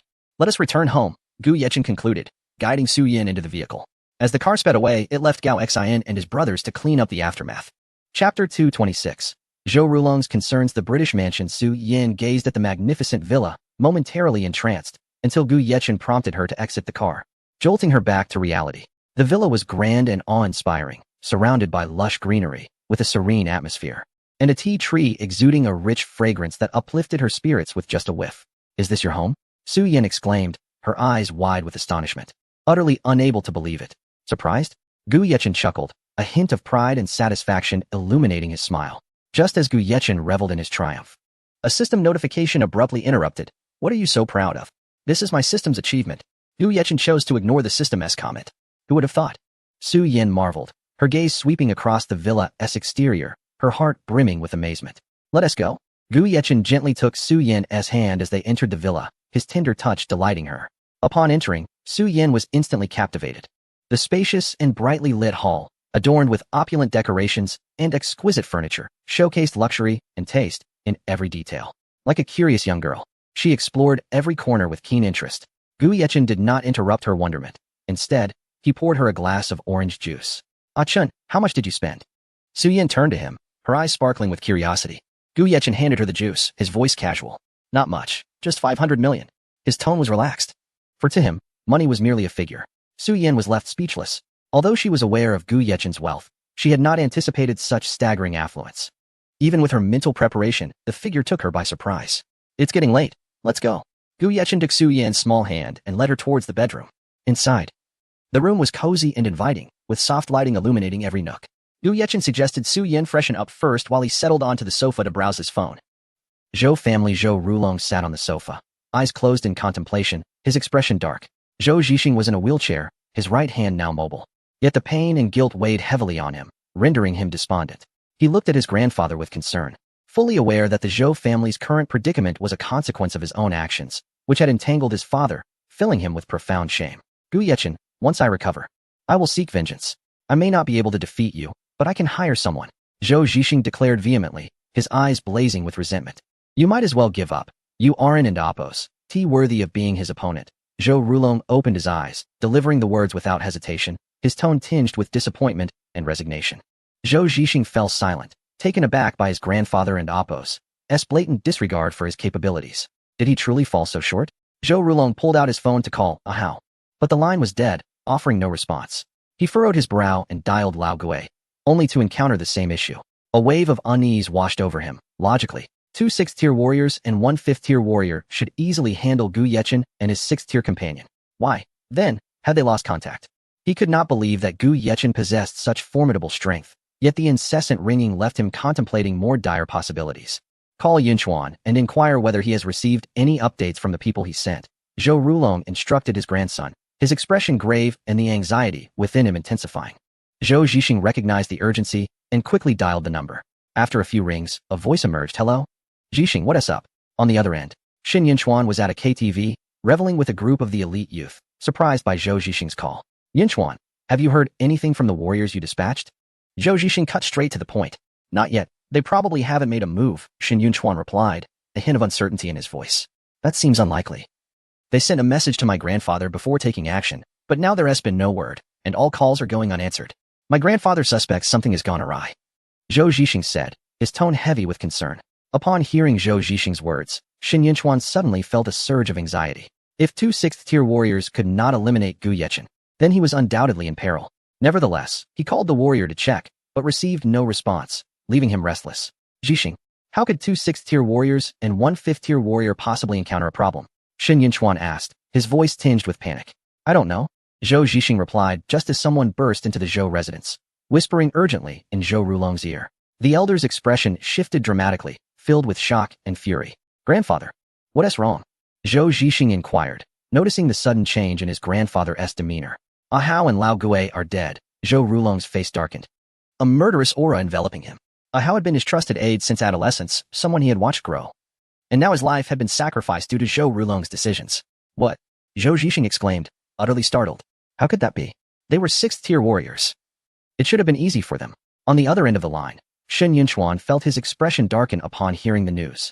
He had not anticipated such a complete loss in their joint effort against Gu Yechen. What could have happened? I heard Gu Yechen has 3 bodyguards. That must have caught Lao Gui and the others off guard, Zhou Rulong said, his face grim, gritting his teeth. Gu Yechen, I will not rest until I make you pay. Zhou Zhixing's face turned pale. Grandfather, what do we do next? We cannot simply let Gu Yechen go unpunished. Zhou Rulong inhaled deeply. Let us not rush. I need to devise a plan. Ahao and Lao Gui cannot die in vain. We must avenge them. However, Gu Yechen's strength has exceeded our expectations, and we are unaware of his hidden cards. We cannot act recklessly. Zhou Zhixing nodded. Should we hire more powerful experts? Zhou Rulong shook his head. Let us refrain from impulsiveness. We need to deliberate. Gu Yechen's prowess suggests he may have formidable forces backing him. We must investigate thoroughly before making any decisions. Grandfather, are we to endure this in silence? Zhou Zhixing protested, unwilling to accept such passivity. This is not about enduring. It is about biding our time. A gentleman takes his revenge. 10 years is not too late, Zhou Rulong stated. Unbeknownst to them, Gu Yechen would not grant them such a lengthy reprieve. Tell your grandfather that even if he does not act, I will do everything in my power, Shen Yunchuan declared. To him, Gu Yechen must be punished, for in his eyes, Gu Yechen had stolen his woman, and he would not rest until he made him pay. Zhou Zhixing relayed the message to Zhou Rulong. Very well, let it be so. Everyone must remain cautious. If Gu Yechen discovers who is responsible, he is unlikely to let it slide, Zhou Rulong concluded. After hanging up, Zhou Rulong fell into deep thought. The Zhou family had encountered a grave predicament that necessitated cautious handling. Otherwise, the consequences would be dire. Chapter 227, The Bounty in the English Manor. Gu Yechen lounged on the sofa, casually scrolling through his phone when a striking news alert caught his eye. Earlier that afternoon, a heinous murder occurred at the First People's Hospital of Shanghai City, where 2 patients, a mother and son, lost their lives. They were related to the previously murdered patient, MODUN, forming a tragic familial link. The crime scene has been cordoned off by the police, and further updates will be reported. As Gu Yechen absorbed the news, a faint smile graced his lips, tinged with a hint of coldness. The Mo family dared to threaten the woman he cherished, and even attempted to take his life. Their demise, merely a flurry of stabs, was a testament to his mercy. The Zhou family, oblivious to their impending doom, elicited a cold smirk from him. It seemed he must pay them a visit, for failing to acknowledge the grand gift they had presented him would be unforgivable. He opened his laptop and accessed the dark web, unhesitatingly posting a bounty of $100 million for Zhou Rulong's head. He had little doubt that Zhou Rulong would quail at the prospect of death. The dark web thrived on mercenaries and assassins, with myriad assassination tasks surfacing daily. They existed solely to serve this clientele, and once a contract was accepted, it would only be relinquished upon death or the employer's retraction, the latter incurring a 20% fee even if cancelled immediately. While scrolling through his phone, Gu Yechen plotted a visit to the Zhou residence that very night. Once Su Yan emerged, he would ensure that the Zhou family spent a sleepless night. Just then, Su Yan emerged from the bathroom, clad in a delicate black lace negligee. Her graceful figure and exquisite features, enveloped in a soft mist, radiated a mature yet irresistible charm. The sight ignited a fiery desire within Gu Yechen, rendering him unable to contain himself.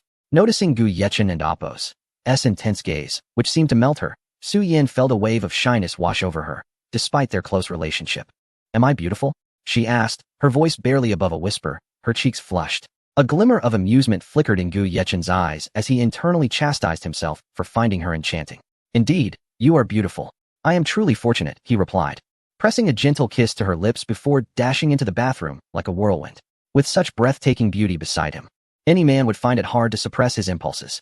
Su Yan, her face now as red as a ripe apple, understood the implications of Gu Yechen's words and felt a flutter of anticipation within her. She sat gracefully on the sofa, phone in hand, attentively listening to her secretary report on the day's affairs.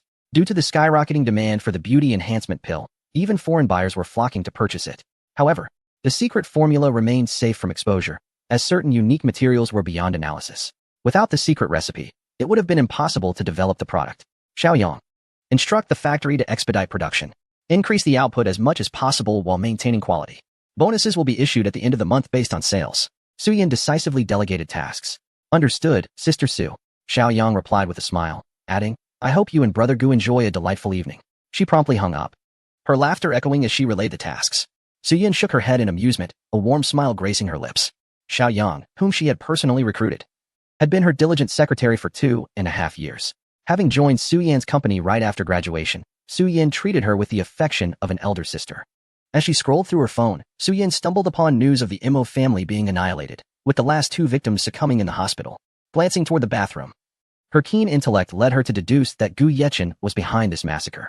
However, a flicker of concern crossed her mind. She wondered if he had sustained any injuries during his endeavors. Moments later, Gu Yechen emerged from the bathroom, clad only in minimal attire. Su Yan, hearing the noise, looked up and felt her cheeks flush crimson, embarrassment washing over her as she had not anticipated his boldness. Gu Yechen, captivated by Su Yan's allure, strode toward her without hesitation, capturing her lips in a fervent kiss. She sat there, momentarily dazed, allowing him to indulge in his passionate embrace. As she regained her senses, Su Yan began to reciprocate his ardor, and in their embrace, she distinctly felt something brush against her, causing her cheeks to redden once more. Let us take a break, Gu Yechen murmured, releasing Su Yan after 2.5 minutes, his voice laced with suppressed desire. Su Yan, feeling rejuvenated, inhaled deeply and nodded shyly in response to his words. In an instant, he tenderly lifted her, laying her gently on the soft bed.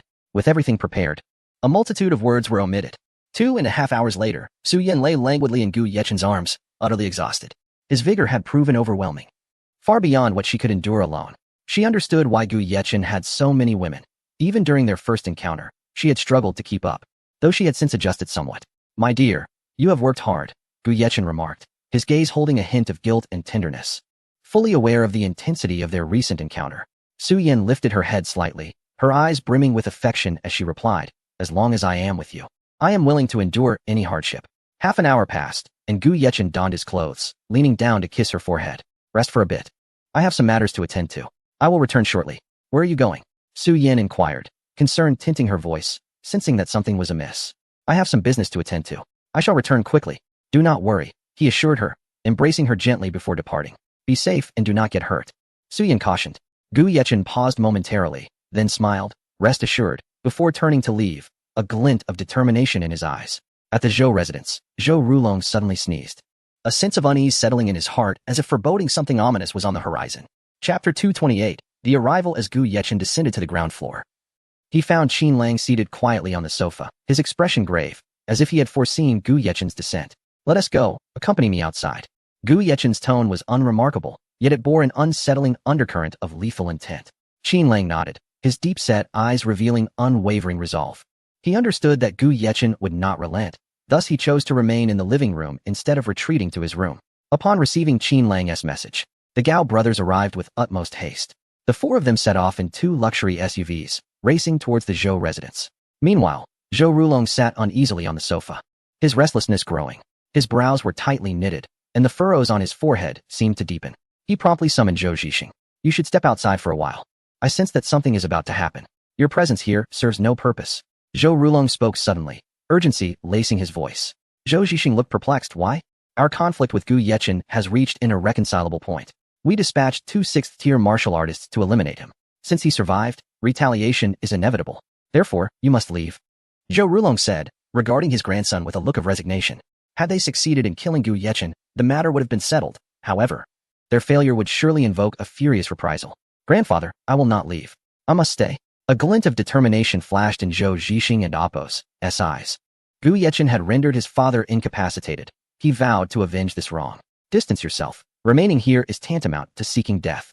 Wait until you possess the strength to speak of vengeance. Perhaps then you may aid us. Zhou Rulong's tone grew stern. He understood that Gu Yechen's arrival would not bode well, and thus he aimed to protect the Zhou lineage at all costs. Steward, summon all the bodyguards to this location, Zhou Rulong commanded, his expression suddenly serious, his voice resonating like a thunderclap throughout the Zhou estate. The steward, recognizing the gravity of the situation, wasted no time in notifying everyone. In an instant, the grand hall of the Zhou residence was filled with 100 bodyguards, each standing tall and solemn. These were the loyal guardians, meticulously cultivated by the Zhou family. Everyone, I am deeply unsettled. If my instincts are correct, a fierce battle is imminent, and those present may face peril. However, I assure you that your service will not go unrewarded, Zhou Rulong declared, his voice echoing with authority. His gaze swept over each bodyguard, conveying both respect and command. All eyes turned to Zhou Rulong as they collectively affirmed, "Rest assured, old patriarch, as long as we stand, no one shall disturb the Zhou family." Most of the bodyguards were between the 2nd and 4th tiers, with one being a 6th-tier martial artist. Originally, there had been 2, but now only 1 remained. The public believed the Zhou family possessed only 1 6th-tier martial artist, unaware that there were indeed 2. These warriors were the backbone of the Zhou family, their greatest asset. At that moment, 2 imposing SUVs entered the estate with great fanfare. Gu Yechen stepped out, his long legs striding forward as if they were a force of nature. He cast a glance at the mansion ahead, which could only be described as magnificent, a testament to the Zhou family's formidable power. Gao Shi approached and pressed the doorbell. Ding dong. The crisp sound of the doorbell echoed through the stillness of the night, ringing out sharply. The guard glanced over and asked, "Whom do you seek?" "Good evening. I am here to see Elder Zhou Rulong," Gu Yechen replied with a warm smile, his demeanor exuding a refined gentleness, resembling that of an amiable young scholar. The guard, taken aback by Gu Yechen's youthful appearance, questioned, "Do you have an appointment?" Gu Yechen shook his head. "Young man, our elder requires appointments. Without one, entry is nearly impossible." The guard replied, a hint of reluctance crossing his face. "Could you please inform him that Gu Yechen has come to visit? I believe Elder Zhou will permit my entry." Gu Yechen offered a disarming smile, genuine and charming, leaving the guard uncertain on how to refuse, ultimately resorting to a call to the living room. At this moment, the individuals in the living room were engaged in tense discussions regarding their countermeasures. The ringing of the phone shattered the atmosphere, drawing everyone's attention. Given the late hour, calls were rare unless they were significant or troublesome.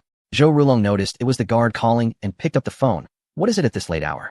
"Sir, someone is here to see you, but they do not have an appointment, so I wanted to consult you first," the guard informed him. "Who is it?"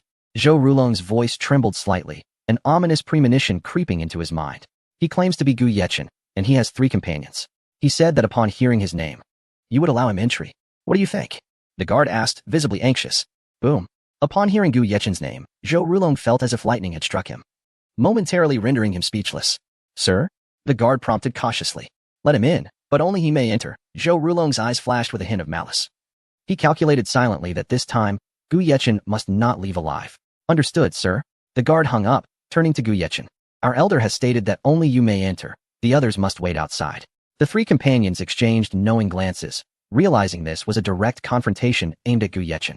"Mr. Gu, we will enter together. Do not fear them," Qin Lang asserted, his tone resolute, ready for battle at a moment's notice. "Very well." No sooner had Gu Yechen spoken than Gao Shi delivered a powerful punch, shattering the security booth and flinging the gates wide open. The 4 of them strode confidently into the Zhou residence. Bang! Moments later, Gu Yechen kicked the living room door open with a resounding crash. The noise startled everyone within, including Zhou Rulong, Zhou Zhixing, and the assembled bodyguards. Zhou Zhixing nearly toppled from his chair, while Zhou Rulong's heart raced. "Old patriarch, I trust you are well." Gu Yechen entered the living room with a smile. Zhou Rulong's face darkened as he glared at Gu Yechen, before retorting, "You have crippled my son and injured my grandson, and yet you dare to come here so brazenly?" Chapter 229. The annihilation of the Zhou family. Gu Yechen's lips curled into a subtle smirk, and he spoke with a tone that was both playful and mocking. "Old Master Zhou, I assure you, I did not seek out trouble myself. Rather, it was you who inadvertently summoned me. I am merely retaliating in self-defense." His demeanor was so casual, as if he were merely engaging in idle chatter. Zhou Rulong opened his mouth to respond, yet was swiftly interrupted by Gu Yechen. "Old man, do not let anger consume you. Your health is paramount. It would be unfortunate if your temper compromised it." Gu Yechen's gaze, appearing to be filled with concern, was laced with an imperceptible mockery that belied his true intentions. Having navigated the tumultuous waters of business for years, Zhou Rulong was acutely aware that Gu Yechen's visit was not one of goodwill, but rather an impending storm of trouble. "Gu Yechen, I have not sought you out, yet you dare to come here? Since you have, know that you shall not leave today." Zhou Rulong and Oppos, S expression was one of fury, his eyes wide and veins bulging on his forehead, his voice trembling with rage. You speak as if I did not come seeking you. You sent someone to attack me. It would be remiss of me not to collect some interest in return. Gu Yechen's piercing gaze swept over the assembly, its chilling intensity instilling a profound dread in all present. The moment their eyes met his, an icy fear surged through them, akin to the gaze of a malevolent specter from the abyss. Turning his attention to Zhou Zhixing, Gu Yechen remarked, "Young Master Zhou, do not hide in the shadows. It was you who instigated this affair, so why retreat now?" His voice, though not loud, resonated with an undeniable pressure. Upon hearing Gu Yechen's words, Zhou Zhixing trembled, a shiver racing down his spine. The bravado he had felt when proclaiming vengeance for his father dissipated, replaced by a profound terror. "What do you intend to do?" Zhou Rulong, perceiving the menace in Gu Yechen's gaze, instinctively shielded Zhou Zhixing, his eyes fixed on Gu Yechen as though attempting to repel him with sheer force of will. "Do not be alarmed, old man. My intentions are simple. I have come for your grandson and Apos' life." No sooner had Gu Yechen spoken than Qin Lang appeared before Zhou Zhixing with lightning speed, seizing him and returning to Gu Yechen's side in an instant. His movements fluid and seamless, leaving the onlookers in stunned silence. "You dare." Zhou Rulong's face flushed with rage as he witnessed his grandson being whisked away before his eyes. His body trembling, yet he refrained from acting. He understood that Zhou Zhixing and Apos' life now hung precariously in the balance. "Do you doubt my resolve?" With that, Gu Yechen struck Zhou Zhixing's already injured arm with a fierce blow, the sound of cracking bone echoing painfully. Zhou Zhixing's anguished scream pierced the air, his face paling, sweat cascading down as tears streamed uncontrollably. "Shinger." Zhou Rulong's eyes widened in horror, bloodshot with a mixture of fury and sorrow, an expression that was almost unbearable to behold. "Zhou Zhixing, I recall your previous boasts about the might of the Zhou family and how easily you could destroy me. Why are you silent now?" Gu Yechen's smile turned cold, the warmth in his demeanor evaporating, replaced by a chilling intensity that hinted at impending doom. "Brother Gu, this is all a misunderstanding. I was merely jesting." Zhou Zhixing stammered, his voice quaking, utterly devoid of the arrogance he once exuded. "You were once so brazen, and now you speak of misunderstandings?" Gu Yechen's brow furrowed, a flicker of disdain in his eyes. "If I were to break your leg again, could I also claim it was a misunderstanding?" Before he could finish, another agonizing scream erupted as Gu Yechen mercilessly shattered Zhou Zhixing's right leg, sending him crashing to the ground, writhing in agony. Beads of sweat formed like pearls on his forehead, and tears flowed freely. "Gu Yechen, you shall pay dearly for this. If I survive today, I will ensure you suffer tenfold. Your women will be sold into the Golden Triangle, subjected to the whims of countless men." Zhou Zhixing seethed through clenched teeth, his eyes burning with malevolent fury. Upon hearing Zhou Zhixing's threats, Gu Yechen's expression darkened, akin to the sky before a tempest, his murderous intent palpable, radiating an aura that chilled the spine. "Whoever dares to touch my women shall meet their demise." Zhou Zhixing had sealed his fate with his words. "I had hoped to grant you a dignified end, yet it seems you are unworthy of such a mercy." With that, Gu Yechen reached for a sharp blade, his confidence unwavering. Without hesitation, he brought the knife down, severing Zhou Zhixing's fingers, then his hand, and finally his arm, piece by piece. The gruesome spectacle was enough to turn stomachs and incite nausea. "You dare." Zhou Rulong, witnessing the brutal treatment of his grandson, felt a surge of rage that nearly drove him to madness. "Gather everyone. 20 billion for the one who brings me Gu Yechen's head." Zhou Rulong's voice, hoarse from fury, called out the bounty, igniting a fervor among those who had been awaiting orders. The lure of wealth momentarily eclipsed their fear. Qin Lang and his companions charged forward, launching their assault with astonishing speed. As sixth-tier martial artists, their prowess rendered the fourth-tier adversaries utterly helpless. Within mere minutes, the opposition lay scattered across the ground, groaning in pain. Zhou Rulong could hardly believe his eyes as he beheld the swift defeat of his meticulously trained bodyguards. How could he hope to contend with Gu Yechen under such circumstances? The trio of Qin Lang returned to Gu Yechen's side, taking up a defensive stance, while Zhou Rulong was left with only a single initial sixth-tier martial artist. Yet, even this last line of defense was quickly overwhelmed and brutally beaten to death. With Zhou Zhixing and Apos' hands brutally severed, the remnants lay before Zhou Rulong. Xing and Apos', tears streamed down Zhou Rulong and Apos' aged cheeks as he was consumed by despair. He loathed his own impotence, unable to protect his grandson, leading the Zhou family to such an irrevocable ruin. A sharp pain gripped his chest, and blood erupted from his mouth as he collapsed, helplessly watching Gu Yechen inflict further torment upon his grandson. "Gu Yechen, you shall face retribution." Zhou Rulong gasped weakly from the ground. Gu Yechen's cold laughter echoed in response. "Retribution? You and your family should have anticipated this day when you indulged in your wickedness." The Zhou family hall was now suffused with the acrid scent of blood and despair, all lives extinguished. Zhou Rulong's heart was a barren wasteland. He realized that the Zhou family had met its irrevocable end. Gu Yechen smirked, placing Zhou Zhixing and Apos' severed head before Zhou Rulong. Old man, here is your grandson. With a cry, Zhou Rulong fainted. Without a moment's hesitation, Gu Yechen executed him without remorse. He had initially considered waiting for the foreign assassins. But to prevent any desperate retaliation, it was best to eliminate him swiftly, a mere loss of $20 million. The estate lay in ruins. A grotesque tableau of death and carnage. Gu Yechen smiled as he departed, erasing all traces of his presence by hacking into the surveillance systems before leaving the scene. Dear siblings, I shall be applying for leave tomorrow, as I have recently been a tad indolent. Chapter 230. Ascending to the pinnacle of the 7th-tier warrior in the English manner, Su Yin found herself restless. Clutching her phone with a vacant gaze directed out the window, her heart racing with anxiety for Gu Yechen. She was acutely aware that he had likely gone to confront the mastermind behind the recent turmoil, unaware of the dangers that awaited him. As her mind spiraled into worry, Gu Yechen quietly opened the door, careful not to disturb her.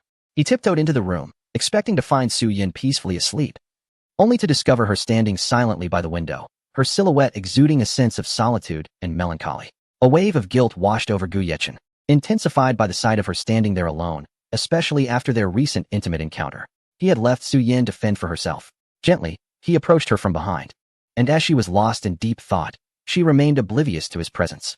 It was only when he tenderly embraced her that she awoke from her reverie. Turning to face the man behind her, "You're back?" Su Yin's voice was laced with joy, the shadow that had clouded her heart dissipating in an instant. Her tone brimming with delight. Gu Yechen rested his chin lightly on her fragrant shoulder, captivated by the delicate and enchanting scent emanating from her, which left him entranced. His actions brought Su Yin happiness, prompting her to gently stroke his head. To her, Gu Yechen, despite his formidable exterior, was merely a child in her presence. "Yes, I'm back. You've worked hard," Gu Yechen replied softly, his voice infused with tenderness. "Are you hurt?" she inquired, resting her head against his. Her tone filled with concern, vibrant and full of life. "I could battle with you for 300 more rounds without issue." Gu Yechen chuckled, his face radiating confidence. "All right, I know you're impressive. You're always so strong, it's overwhelming." Su Yin blushed and smiled, turning to embrace Gu Yechen tightly, resting her head against his strong chest, listening to the rhythm of his heartbeat, which she considered the most beautiful melody in the world. "Let us rest. I'll hold you, and we'll do nothing at all." Gu Yechen smiled, his eyes filled with affection and promise. Hearing his words, Su Yin felt a flutter of uncertainty, aware that such declarations from men were often hard to fully trust. She had read numerous similar sentiments online and knew to be cautious. "All right." Nevertheless, Su Yin nodded gently, her voice tender as she chose to believe in Gu Yechen. They fell asleep in each other's arms, and true to his word, Gu Yechen refrained from any inappropriate advances, leaving Su Yin pleasantly surprised. She had prepared herself mentally, yet he genuinely honored his promise, deepening her trust and reliance on him. Prompt. Detected Su Yin and Apos' love value has reached 85, granting an additional lottery chance. Gu Yechen, unable to sleep, felt elated upon hearing the system's notification. "Open the panel," he commanded in his mind. Instantly, a system interface appeared before him. Name, Gu Yechen Warrior Realm. Pinnacle of the 5th tier age, 18 physique, 165 mental power, 100 attractiveness, 95 special abilities, experienced driver. Academic prodigy, masterful medic, supreme combat skills, elite hacking skills, Eye of the Void, golden kidneys special items, purple gold black card identity, chairman of Leap Corporation, chairman of Leap Group, chairman of Shueihua Hotel International, shareholder of Blue Ocean Group, owner of Century Plaza Shopping Center, owner of Yunding Tower, etc. Enhancement points. 100 lottery chances. 5 No further instances of combining for physique enhancement will occur, as I find it impossible to remember such details. My fault. Gu Yechen gazed at the system panel, astonished to discover he had 5 lottery chances, sparking both surprise and joy within him. System, conduct a lottery. He instructed. The system interface transitioned, revealing a vibrant spinning wheel that gradually began to slow. After approximately 20 seconds, it finally came to a halt. Congratulations, host. You have obtained complete ownership of Shungen Group, valued at 400 billion. Deducting 400 billion funds, you receive 400 enhancement points. A wave of joy surged through Gu Yechen. He had been concerned about the lack of enhancement points, and the system had promptly resolved his worries. System, how many enhancement points are required to upgrade to the pinnacle of the 6th tier warrior? He inquired, filled with anticipation, for he understood that his strength in this world was still insufficient. An upgrade to the 6th tier would provide him with added confidence. Host, to upgrade to the pinnacle of the 6th tier warrior, 350 enhancement points are needed. To ascend to the pinnacle of the 7th tier warrior, 3,000 enhancement points are required. And after 200 physique, Each enhancement will demand 30 points. The points required increase exponentially. Gu Yechen paused, initially seeking only to elevate to the 6th tier. But now he had insights into the requirements for the 7th tier as well. It would be unwise to disregard such knowledge. If he could directly ascend to the 7th tier, it would be a remarkable leap forward. Host, enhance to the pinnacle of the 7th tier warrior, Gu Yechen declared. And as his words fell, a powerful and tempestuous aura surged from within him. Fortunately, with the system's assistance, this energy was swiftly stabilized. And Gu Yechen ascended to the pinnacle of the 7th tier warrior. In Shanghai City, unless confronted by deeply hidden warrior families, he would likely have no rivals. Gu Yechen meticulously examined the detailed information of Shengen Group. The company primarily operated in logistics, boasting a dense network of courier stations across the nation. It also owned a resort, Shungen Pharmaceuticals, and even the third-ranked Shungen Hotel in Kyoto, with its business interests being extensive and diverse. It could be said that it rivaled his own Leap Group, which was still in its infancy. After a sleepless night, the dawn of a new day arrived. Chapter 231, Sparring with Qin Lang the following day, at 6:30. Su Yin awoke from her slumber, feeling particularly refreshed. Last night, she had enjoyed a deep and peaceful sleep, and Gu Yechen had indeed proven to be a man of his word, as he had promised. Observing Gu Yechen still lost in dreams beside her, a smile gently graced her lips. With utmost care, Su Yin extricated herself from Gu Yechen's embrace. Mindful not to disturb him, she placed a soft kiss on his cheek and hummed a little tune as she proceeded to wash up and prepare breakfast. By the time Gu Yechen awoke, she had already departed. Rubbing the sleep from his eyes, Gu Yechen sat up and found the space beside him empty. Stretching lazily, he ambled down to the first floor, where he was met with a meticulously prepared breakfast and a note. Why did she leave so quickly? Gu Yechen shook his head in resignation. This was an all-too-familiar scenario, waking to find himself alone once more. It appeared he would need to hire a housekeeper and an aunt. Perhaps then, they would stay. A smile crept onto his face as he began to ponder how to recruit someone to tend to the household. After enjoying his breakfast, Gu Yechen settled onto the sofa to peruse the news. The incident involving the Zhou family had already been exposed by the media, prompting the police to act swiftly and seal off the scene. Gu Yechen was not surprised. After all, such a significant event was bound to attract attention. At that moment, his phone rang abruptly. Glancing at the screen, he noted it was a call from Wang Yun, which piqued his curiosity. "Hello, Secretary Wang," Gu Yechen greeted, his tone amiable and steady. Wang Yun paused upon hearing Gu Yechen and Apos' voice, then inquired, "Yechen, is this incident with the Zhou family related to you?" Gu Yechen was taken aback by Wang Yun's directness. "It was my doing. They sent 2 6th-tier martial artists and 1 5th-tier to assassinate me. So I merely returned the favor," he replied with a chuckle, candid and unreserved. "Could you at least inform us before you engage in such matters next time? Your sudden actions complicate our aftermath," Wang Yun expressed, a hint of exasperation in his voice. He had faith in the capabilities of the Dragon team. Yet the scale of this situation was proving to be quite cumbersome to manage. "If I had notified you in advance, would you have stopped me?" Gu Yechen teased lightly. "That would not happen. The Dragon team operates by its own principles. I understand that well," Wang Yun replied, his tone serious. "Very well. As long as you do not interfere with my actions, I shall inform you beforehand in the future," Gu Yechen agreed, amiably accommodating as long as he was not hindered. After exchanging a few pleasantries, Gu Yechen ended the call. "System, activate the attribute panel," Gu Yechen mentally commanded. Before him, a clear system interface materialized. Name, Gu Yechen Warrior Rank, Peak Level 7, capable of catching bullets barehanded. Body resistant to blade injuries. Age, 18. Physique, 300 mental strength, 100 attractiveness, 95 special abilities. Experienced driver, academic prodigy, supreme medical skills, master martial arts techniques, expert hacking skills. Eye of Void, golden kidneys, special items. Purple gold black card identity. Chairman of Leap Company, Chairman of Leap Group, Chairman of Shungen Group, Chairman of Shuyuexuan International Hotel. Shareholder of Blue Ocean Group, owner of Century Plaza Shopping Center, owner of Yunding Building, etc. Enhancement points, 750 lottery chances. For upon seeing the panel, Gu Yechen felt a surge of delight. He had indeed reached the pinnacle of a level 7 warrior, according to Qin Lang's previous assertions. He was now capable of catching bullets, though he had yet to test this claim himself. "Qin Gu, shall we spar?" Gu Yechen dialed Qin Lang, eager to assess the extent of his newfound strength. At that moment, Qin Lang was dining out with Gao Shi and his companions. Surprised by Gu Yechen's proposal, he hesitated. "Mr. Gu, isn't this a bit inappropriate?" Qin Lang voiced his concern, fully aware that Gu Yechen was still a 5th-tier martial artist, and the potential for injury was significant. "Not at all. If you manage to defeat me, I can offer you a pill to enhance your strength." Gu Yechen's tone was laced with temptation. Qin Lang was taken aback. A strength-enhancing pill. He had lingered at the peak of 6th tier for years, unable to break into 7th tier.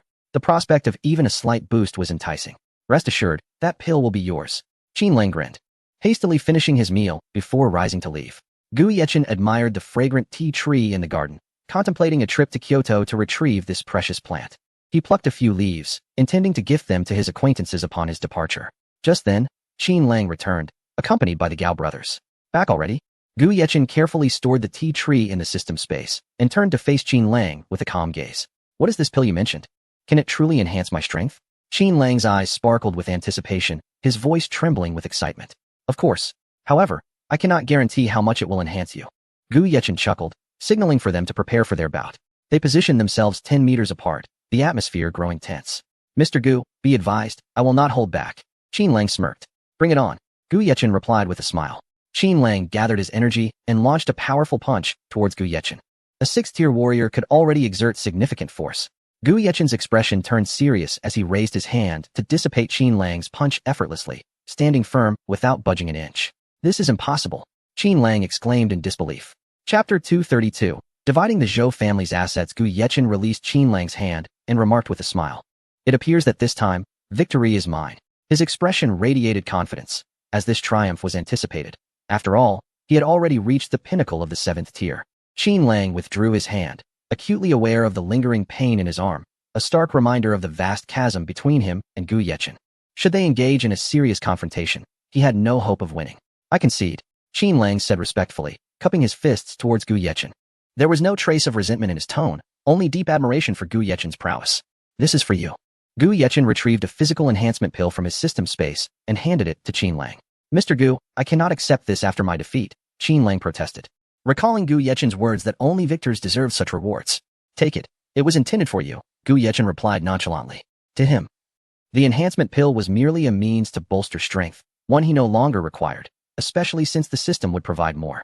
He could always prepare some for the woman he cherished, for his current constitution was such that few could withstand his force. Qin Lang felt his eyes moisten as he extended his hands to accept the pill. He understood that given Gu Yechen's strength and character, this gift was genuine, and he was filled with gratitude for Gu Yechen's generosity. Thank you, Mr. Gu. From this day forth, I, Qin Lang, am devoted solely to you. Qin Lang bowed deeply, his gesture reflecting his inner resolve. Gu Yechen then produced 2 more enhancement pills, bestowing them upon the Gao brothers, who expressed their profound gratitude, moved to tears. At that moment, Gu Yechen received messages from Shi Qingyuan and Su Haoran, requesting a meeting to discuss certain matters. Focus on your breakthroughs here. I shall step out for a while, Gu Yechen said with a smile, before driving off in his Bugatti Veyron, the vehicle gleaming luxuriously under the sunlight, swiftly disappearing from view. Inside the Time CAF, Shi Qingyuan and Su Haoran had already arrived. Due to the sudden downfall of the Zhou family, they could vaguely guess who was behind it.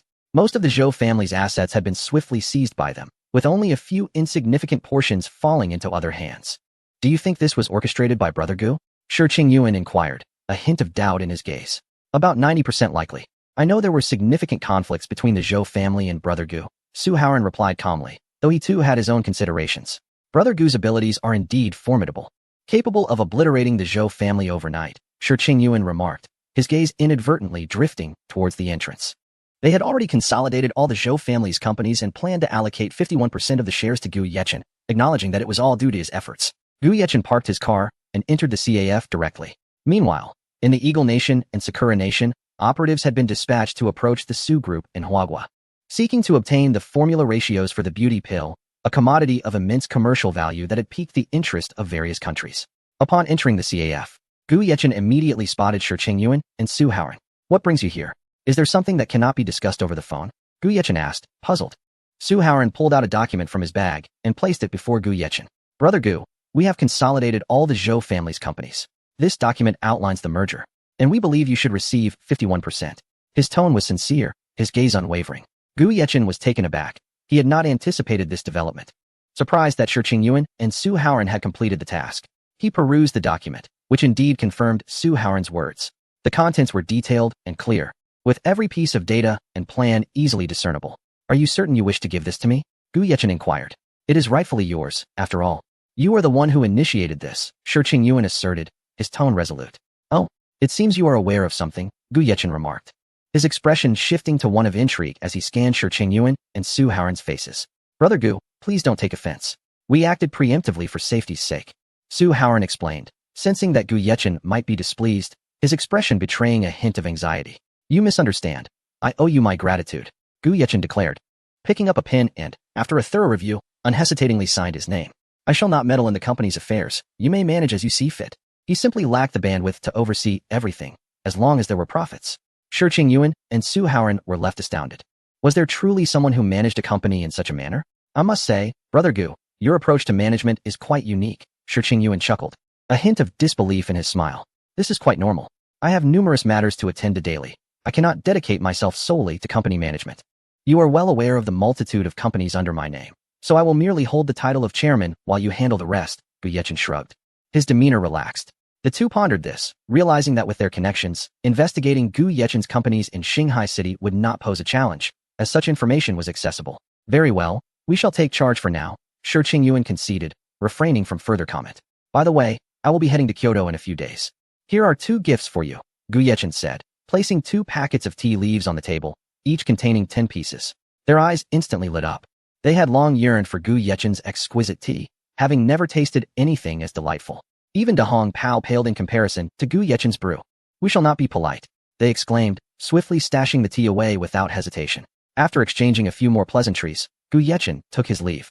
At the Han residence, Han Shuxia had not seen Gu Yechen for several days, and, fearing she might disturb him, hesitated to reach out. Just then, a voice rang out. Girl, Xiao Chen has arrived. Old man Han called out. Upon hearing this, Han Shuxia dashed down the stairs, catching sight of Gu Yechen walking in from outside. Yi Chun, she exclaimed, running towards him and embracing him tightly, as if afraid he might vanish. Chapter 233, I wonder. Gu Yechen gently stroked Han Shuxia's head, his voice imbued with tenderness. What troubles you? Do you miss me that much?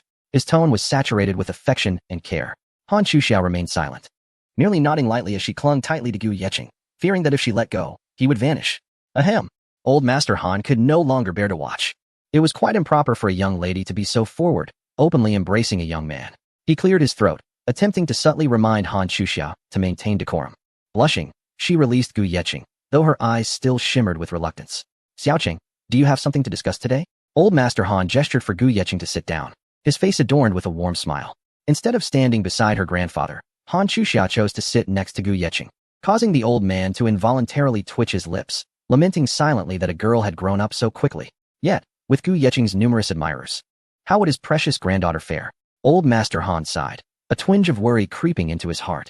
In a couple of days, I will be heading to Kyoto. So I came to see Shuxia and bring you some tea, Gu Yechen replied with a smile, his demeanor amicable.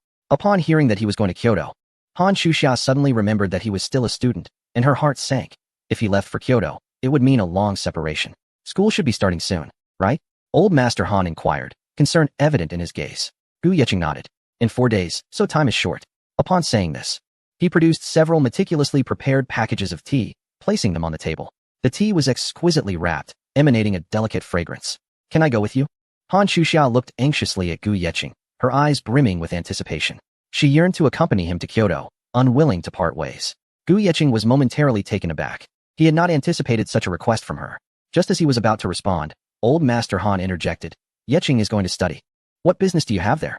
You should focus on helping out at the company. His tone was stern, as he believed Gu Yechen's capabilities surpassed this, and his granddaughter needed to enhance herself to bridge the gap between them. Han Shuxia pouted, visibly dissatisfied. Gu Yechen chuckled, gently ruffling her hair. I will return when I have the opportunity. With today's advanced transportation, it won't take long to travel back and forth. His voice was soothing. Upon hearing Gu Yechen's words, Han Shuxia felt somewhat reassured, flashing a sweet smile. Then you must come to see me when you can. And don't forget Sister Qingyan and Sister Qinxue. Gu Yechen touched his nose, and Han Shuxia seemed to realize something, quickly covering her mouth and cautiously glancing at her grandfather, who feigned ignorance, meditating with his eyes closed. Old Master, I shall take my leave now. Gu Yechen rose, casting a smile at Han Shuxia. Be careful in Kyoto, Old Master Han advised earnestly. Rest assured, I will be mindful, Gu Yechen replied, taking Han Shuxia and Appo's hand as they walked out. Yechen, Han Shuxia and Appo's face turned crimson, her thoughts swirling. Yet she hesitated to voice them, her words barely audible like a whisper. What is it? Gu Yechen noticed her awkward demeanor and asked softly. I want. Han Shuxia's voice was so faint that had it not been for Gu Yechen's keen hearing, he would have missed it entirely. Suddenly enlightened, Gu Yechen realized it had been days since he had been intimate with Han Shuxia. Was she feeling? Little girl, you've changed. Gu Yechen chuckled, unabashedly pressing his lips against hers. Startled, Han Shuxia had not expected such a bold kiss at the door. She hurriedly led Gu Yeqing to her villa, also located within Han's estate, and it was not until 2.5 hours later that Gu Yeqing took his leave. Exhausted, Han Shuxiao felt as if she might collapse. She sensed that she could no longer satisfy Gu Yeqing's needs. For some reason, she felt that he had become even stronger. The inability to meet the expectations of the one she cherished left her feeling somewhat despondent. After leaving the Han residence, Gu Yeqing sent a message in the Zhatian help group. Hello everyone. Does anyone know someone who sells yachts? Gu Yeqing was considering purchasing a yacht for leisure, as he would be departing Shanghai in 4 days, and in 2 days it would be Jiang Qingyin's birthday. He planned to organize a birthday celebration for her on the yacht and present her with a necklace. Just then, his phone rang. Hello. Gu Yeqing answered upon seeing Su Haoran's call. Brother Gu, you want to buy a yacht? Su Haoran sounded somewhat surprised, as he happened to know someone who sold yachts. Indeed, preferably one that can be picked up immediately, Gu Yeqing replied casually. I know someone who sells yachts. A childhood friend of mine. The quality can be guaranteed, but they are not exactly cheap. What are your thoughts? Su Haoran inquired cautiously. Money is not an issue. As long as it meets my requirements, I'm fine, Gu Yeqing replied, not overly concerned about finances given his current wealth. All right. I'll ask him and get back to you. Su Haoran hung up and promptly called his childhood friend. His friend, Li Jie, specialized in all kinds of boats, including fishing boats, yachts, and cruise ships. Hello, Haoran. You haven't called me in ages. Li Jie greeted with a hint of reproach in his tone. Jie, I've been quite busy. I need your help with something, Su Haoran replied, his tone slightly apologetic. Just tell me what you need. We don't need to stand on ceremony. Li Jie chuckled, his voice cheerful. I have a friend who wants to buy a yacht. I'm checking if you have any available that can be picked up right away. Su Haoran stated directly. Yes, but they aren't cheap, Li Jie responded, somewhat surprised that he was unaware of Su Haoran's friend. He mentioned that money isn't a problem, as long as it's reasonable. I plan to bring him to see you, Su Haoran clarified. Absolutely, come to my company, and I'll show you both around, Li Jie said. Delighted to have a potential big spender. Soon, Su Haoran brought Gu Yeqing to Li Jie's company. Is this the friend you mentioned? Li Jie scrutinized Gu Yeqing, a flicker of doubt crossing his eyes. Yes, this is Gu Yeqing, my brother, Su Haoran introduced. Chapter 234, Research on New Energy. Upon hearing this, Li Jie was momentarily taken aback. He immediately exclaimed, You must be Mr. Gu Yeqing? His eyes brimmed with astonishment, for the name Gu Yeqing resonated like thunder. After all, in Shanghai City, the name Gu Yeqing had recently become exceedingly popular, well known in every business circle. Indeed, that is I, Gu Yeqing replied with a subtle smile, exuding an air of confidence. Mr. Gu, my name is Li Jie. I have been friends with Hao Ran since childhood. Li Jie promptly extended his hand, shaking Gu Yeqing's enthusiastically. Bossly, I wonder what Brother Su has mentioned to you? Gu Yeqing inquired, his gaze deep and contemplative. Well said. Hao Ran's friends are my friends. Li Jie replied with a slight smile, leading them to where the luxury yachts were docked. A row of opulent yachts gleamed under the sun, dazzling in their brilliance. This one is the latest model, fully equipped, and offers ample space. Li Jie introduced a white yacht, his tone affable and unpretentious. Gu Yeqing glanced at it, finding it quite appealing, yet he refrained from expressing any opinion. And this one features extravagant interiors, perfect for hosting various events, Li Jie continued, enthusiastically detailing the yacht's numerous virtues. However, Gu Yeqing remained silent, merely listening intently, his eyes reflective and discerning. Brother Gu, do you have any specific requirements? Hao Ran was rather vague, Li Jie remarked, casting a sidelong glance at Su Haoran. His fist clenched slightly in mild frustration. What is the price of the most expensive one? Gu Yeqing asked, his demeanor calm and lighthearted, as if the inquiry were trivial. Li Jie was taken aback by Gu Yeqing's response, casting a disbelieving glance at Su Haoran, inwardly contemplating. So he truly is someone of considerable means. The most expensive one is around 10 billion. Are you certain you want it, Brother Gu? Li Jie replied, his voice trembling slightly with excitement. Without hesitation, Gu Yeqing stated, Take me to see it. His tone was resolute, devoid of any doubt. Li Jie promptly guided them to the yacht, which was both luxurious and colossal, resembling a small mountain atop the water. Its exterior was primarily white, adorned with blue stripes, exuding simplicity and grandeur. The interior boasted yellow wood, emanating a noble and elegant aura. The entire vessel was constructed from special materials, ensuring durability, and featured lavish rooms, as well as unparalleled gathering spaces that were both exquisite and comfortable. Upon observing the yacht, the price immediately registered in Gu Yeqing's mind. It displayed 90 billion, a negligible difference from the previous estimate. Brotherly, let us go with this one. Gu Yeqing smiled, satisfaction evident in his eyes. Su Haoran's eyes widened in disbelief. He had not anticipated that Gu Yeqing was serious. Gu Yeqing proceeded to make a direct payment of 100 billion, leaving Li Jie astounded. He quickly instructed his assistant to handle the paperwork personally. Brother Gu, I didn't expect you to actually buy it. Su Haoran exclaimed, still in shock. Of course. You didn't think I was joking, did you? Gu Yechen shrugged. His expression relaxed. You are truly impressive. If I dared to purchase something so grand, my father and grandfather would surely have me strung up. Su Haoran shuddered at the thought. Young man, earn well and strive to buy an even larger one. Gu Yechen said sympathetically, patting Su Haoran's shoulder in encouragement. By the way, what do you intend to do with this yacht? Su Haoran inquired. His curiosity piqued as he fixed his gaze on Gu Yechen. In a few days, it's my sister's birthday, and I plan to host a birthday party. Hence the yacht. Gu Yechen replied candidly, smiling. I heard that you and Miss Jiang are not actually siblings? Su Haoran's inquisitive nature ignited, his eyes sparkling with curiosity. Gu Yechen nodded, acknowledging that this was no secret in Shanghai. If Su Haoran was unaware of it, he would have truly failed in his duties. After parting ways with Su Haoran, Gu Yechen headed directly to the company. Hello, Xiaoko. Gu Yechen called as he walked. Chairman. Upon seeing Gu Yechen's call, Xiaoko promptly answered, her voice tinged with nervousness and respect.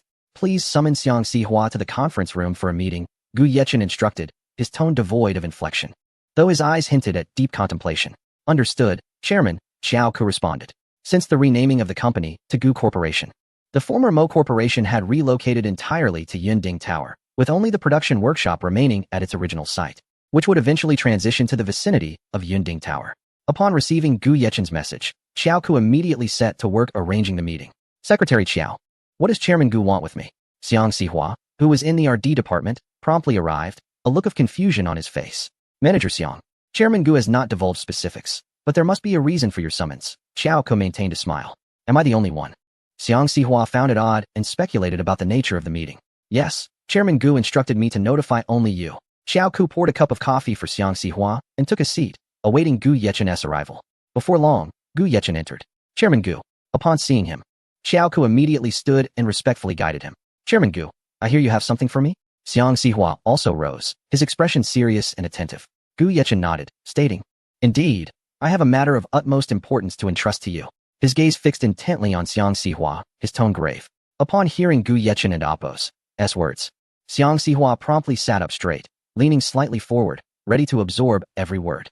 I have a project that is critical not only for our company, but for the entire nation of Huagua. I intend to assign it to you, Gu Yechen articulated, revealing his rationale for selecting Xiang Sihua, as his own time was limited. Xiang Sihua felt a pang of anxiety. The gravity of the task assigned to him was immense. Doubts crept into his mind, and his palms began to sweat.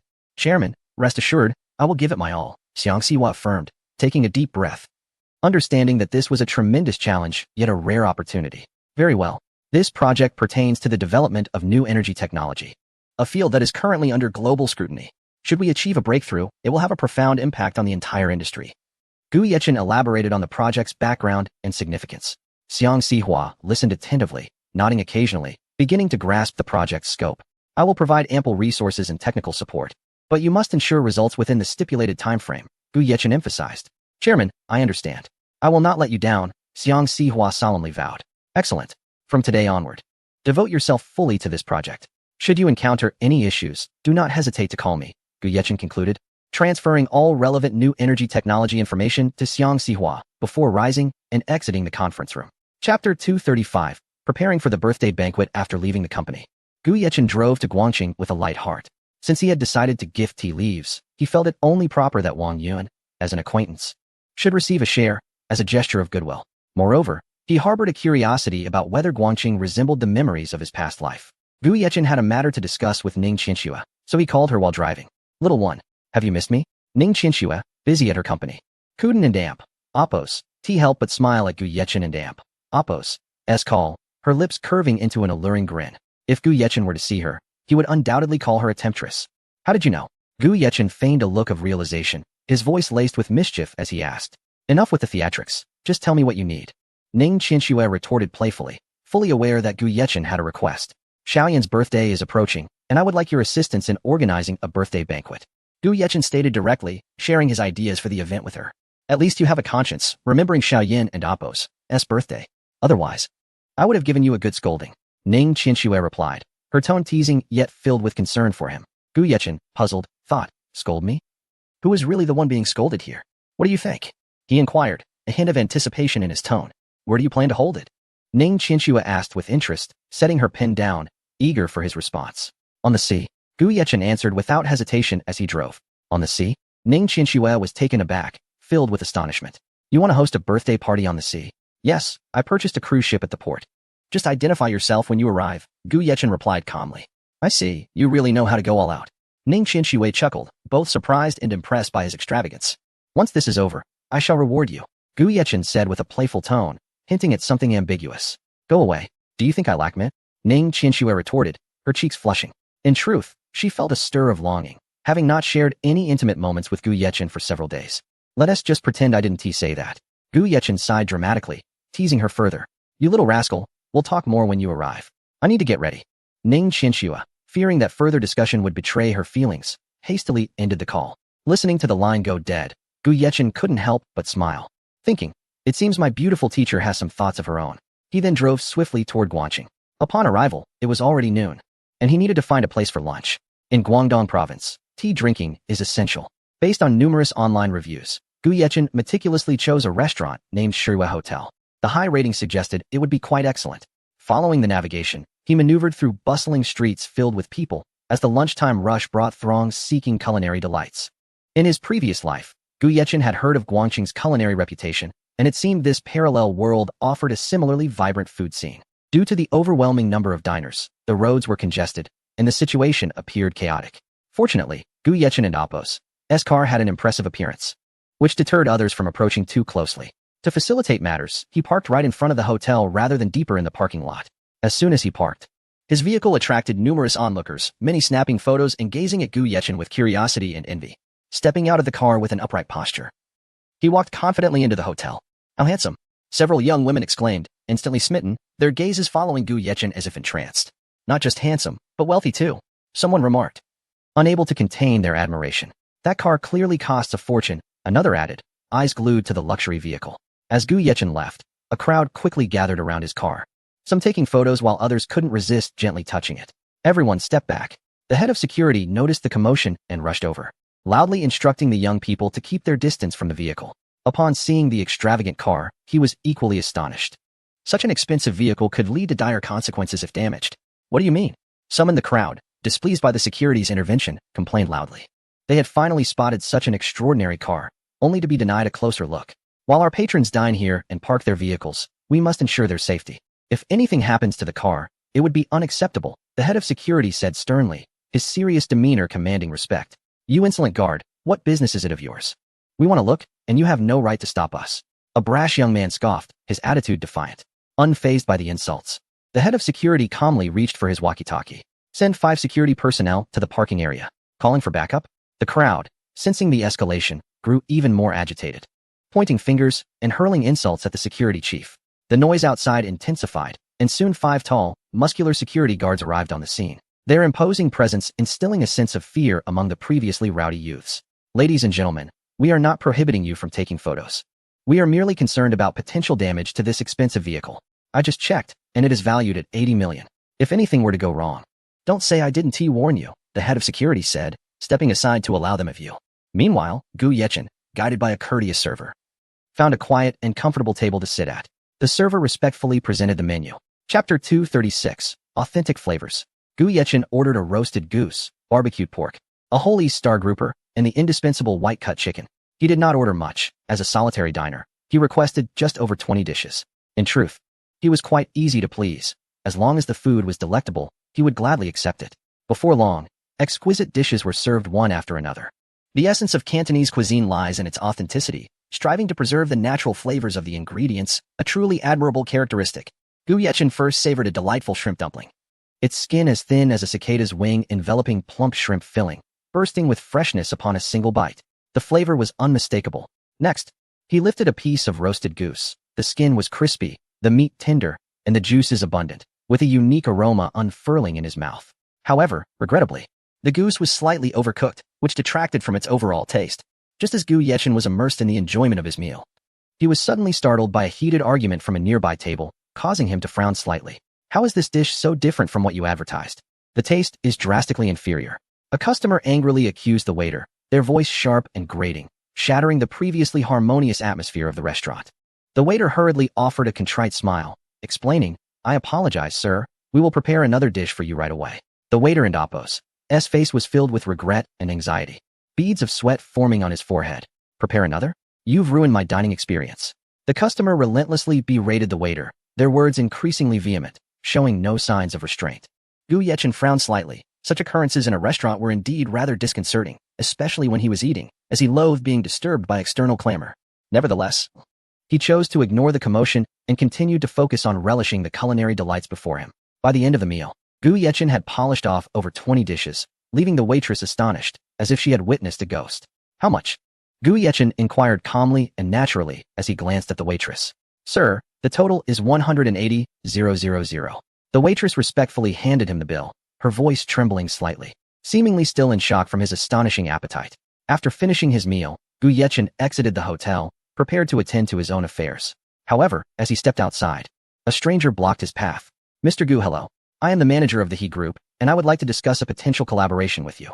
The man wore a broad smile, handing over his business card, his demeanor tinged with ingratiation. Gu Yechen accepted the card, glanced at it, and replied nonchalantly, I'm sorry, but I am currently unavailable. With that, he sidestepped the man and continued on his way, his pace unhurried. The man, unwilling to concede, called after him, Mr. Gu, please reconsider. This is undoubtedly a rare opportunity. His voice was filled with urgency and desire. Gu Yechen did not look back. Upon reaching the parking area, he discovered that his car was surrounded by a throng of people, with several security guards struggling to maintain order. This sight momentarily took him aback. He had not anticipated such interest in his vehicle. Excuse me, please make way, Gu Yechen said, yet no one paid him any heed, despite his opulent appearance. Some might perceive such a facade as a mere disguise. With a resigned shake of his head, Gu Yechen thought, people nowadays, if I dress modestly, I'm looked down upon. If I wear something more expensive, I'm still ridiculed. It seems I must resort to a more decisive approach. He then produced his key and pressed a button. Instantly, the car emitted a sharp sound, resonating loudly amidst the crowd. Gu Yechen elegantly opened the door and slid into the car, driving away. He felt no disturbance from those who regarded him with disdain. He had long grown accustomed to the fickleness of human sentiments. He contemplated the He Group as he sat in his car. The name was somewhat familiar, yet he could not recall why. Hello, Secretary Wang, are you busy? Gu Yechen smiled, his voice transmitting through the phone. Just finished a meeting. What is up? Wang Yun responded, somewhat surprised by Gu Yechen's call, knowing that he would not reach out without cause. I'm in front of the government office. I'll be going to Qingbei University soon. I'll bring you some tea. Gu Yechen stood before the provincial government building, a gentle breeze ruffling his hair, his silhouette appearing tall and upright in the sunlight. You rascal! You didn't give me a heads up before coming. Wang Yun chided playfully, though his excitement was concealed from others. Secretary Wang, Gu Yechen said, surprised to see Wang Yun come out personally, and promptly greeted him. Wang Yun nodded and replied, let us go. Together, they entered the government building, garnering curious glances from many along the way. Please, take a seat. Wang Yun poured Gu Yechen a cup of tea, the fragrant steam filling the room. Are you uninjured? Wang Yun inquired, concern evident in his gaze. Gu Yechen shook his head, aware of what Wang Yun was referring to. That group of incompetent shrimp is hardly worthy of being my adversaries. I simply wish to conduct my business and live my life. Yet there are always those who believe they can easily eliminate me. Gu Yechen sighed, a hint of helplessness crossing his face. You don't have any current targets, do you? Wang Yun asked, genuinely apprehensive, fearing Gu Yechen might embroil him in another significant predicament. The issues with the Zhou family had only just begun to cool. If another arose, Wang Yun's aspirations for advancement would likely be dashed. There is still Zhou Quan, who has not yet perished. And then there is Shen Yunchuan. He has also dispatched someone to attempt to kill me. Gu Yechen spoke in a calm tone, leaving his true feelings inscrutable. The Shen family is involved as well. Wang Yun was taken aback, his brows knitting together, his expression turning serious. For now, the Shen family has not taken action. But Shen Yunchuan indeed sent a fifth-tier martial artist after me, which is nearly as significant as the Shen family intervening. Gu Yechen smiled lightly, though an imperceptible malice lingered in his expression. If you can maintain your composure, I hope you do so as much as possible. Unless absolutely necessary. It is best not to take lives. However, you must retaliate if your safety is threatened. Wang Yun spoke earnestly, not wishing for Gu Yechen to become a reckless killer, yet understanding the necessity of self-defense in perilous times.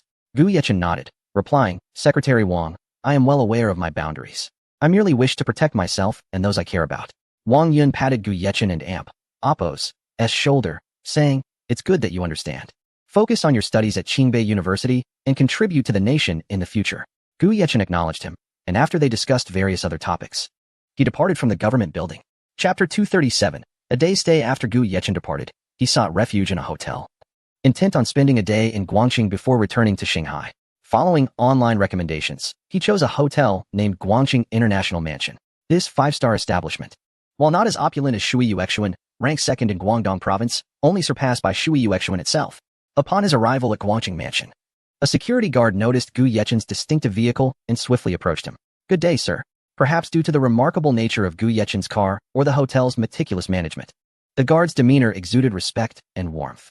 Gu Yechen responded with a smile, saying, "Hello, could you assist me in finding a parking space?" His tone was amiable, devoid of any airs typical of the affluent. "Certainly, sir. Please follow me." The guard communicated with his supervisor via a walkie-talkie and then led the way with brisk, confident strides. In a short time, Gu Yechen was escorted to a designated parking area reserved for luxury vehicles, specifically designed to prevent any accidental scratches or damages, with each car having its own space. After parking, Gu Yechen smiled at the guard and expressed his gratitude. "Thank you."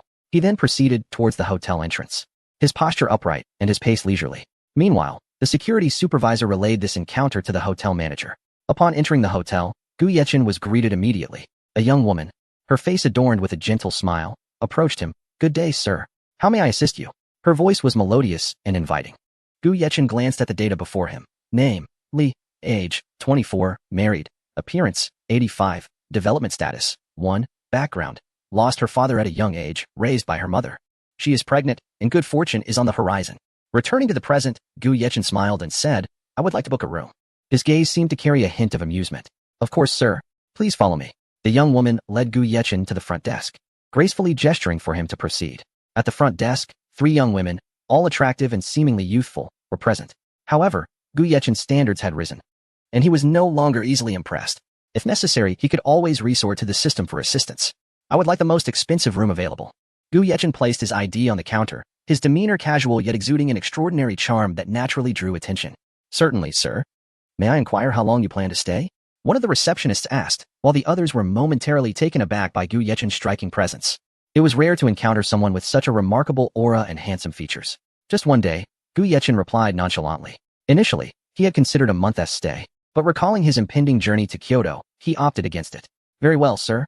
The receptionist returned the room card along with his ID. After Gu Yechen departed, the manager arrived, slightly out of breath. "Where is he?" the manager inquired, glancing at the security supervisor with an air of urgency. "He has checked into a room and gone upstairs," the supervisor replied calmly. "Shall please send a fruit platter up and inform him it is courtesy of the hotel," the manager instructed after a moment of thought. "Understood, manager." The young woman who had initially welcomed Gu Yechen promptly retrieved a fruit platter and made her way to his room.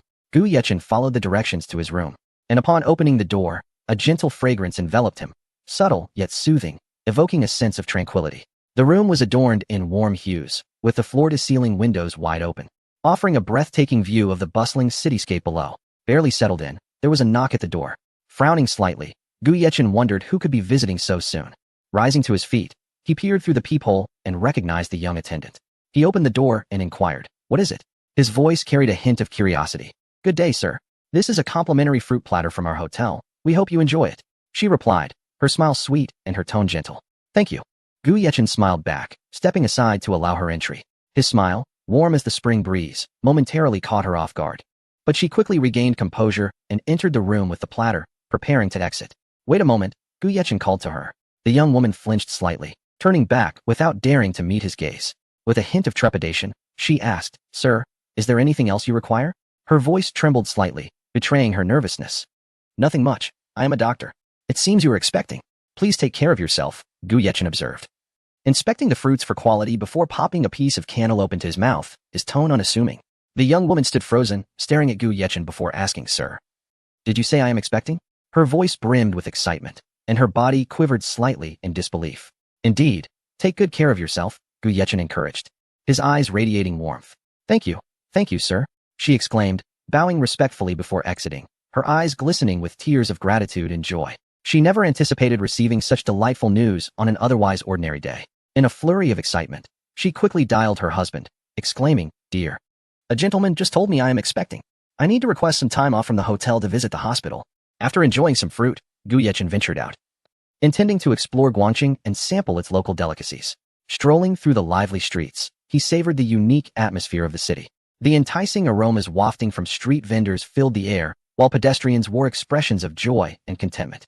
He indulged in local specialties such as grilled sausages and egg pancakes, each bite bursting with authentic flavor.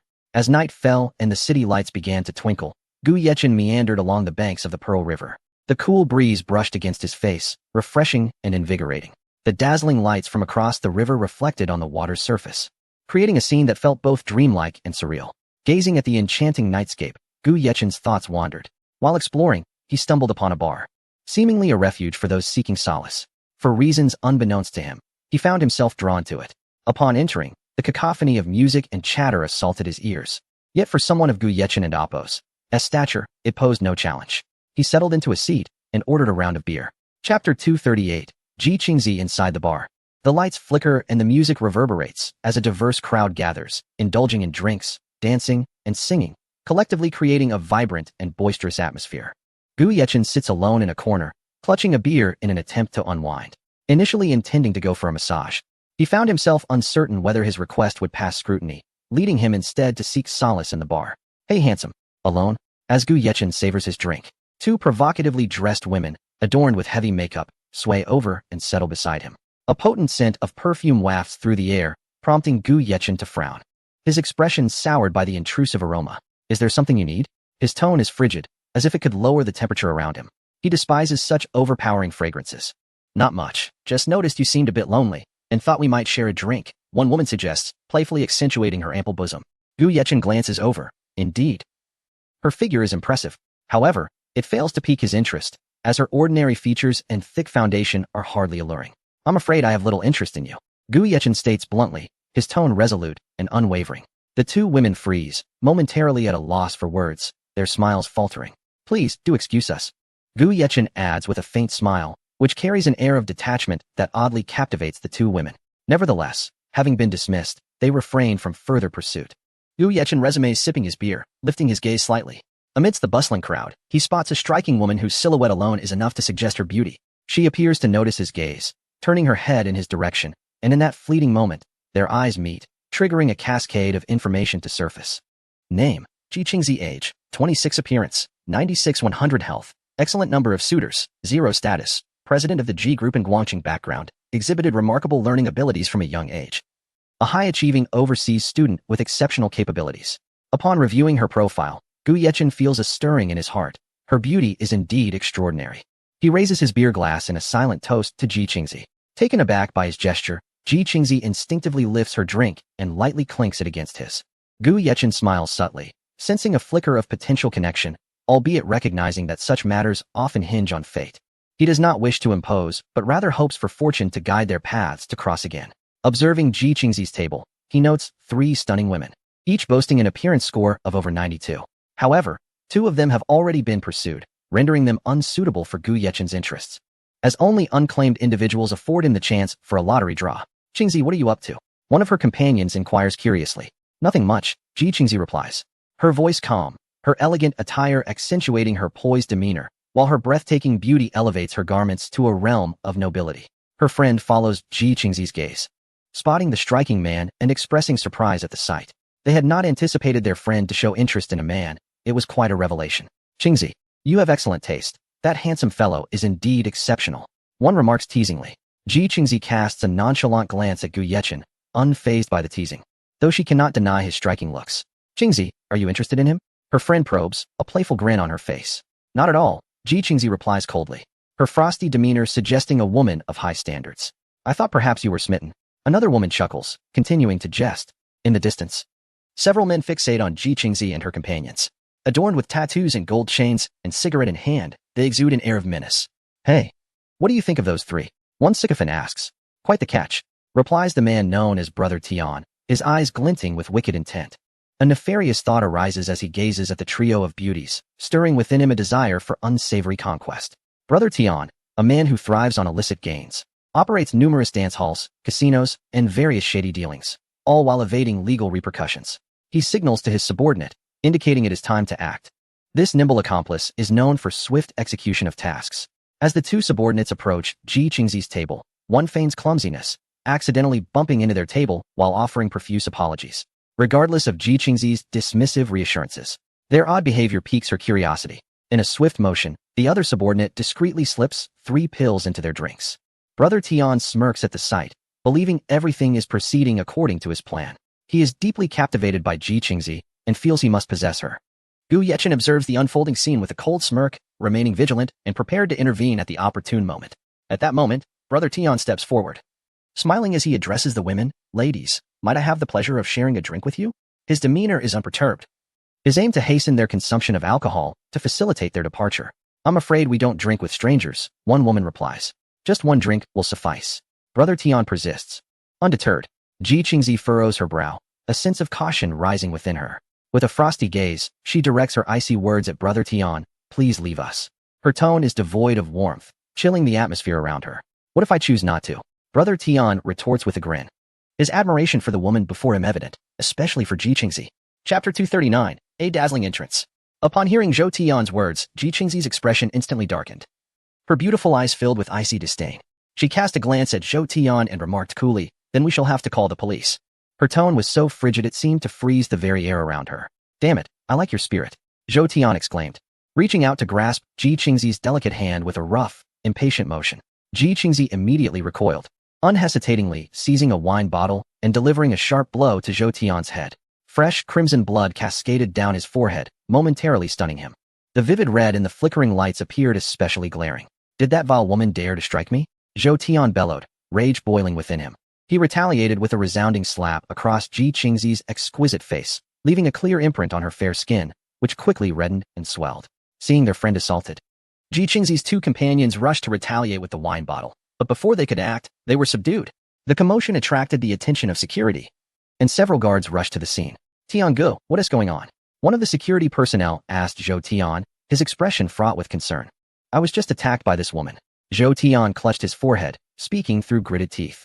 "Take her to a room. I need to teach her a lesson." The guards hesitated, unsure of how to proceed. "What? Do I need to call your boss?" Zhou Tian snapped, his eyes brimming with menace. Zhou Tian's underlings poured a drink down the throats of Ji Qingzi's companions, causing them to swiftly lose consciousness. Ji Qingzi's expression shifted slightly as she demanded, "What have you done to them?"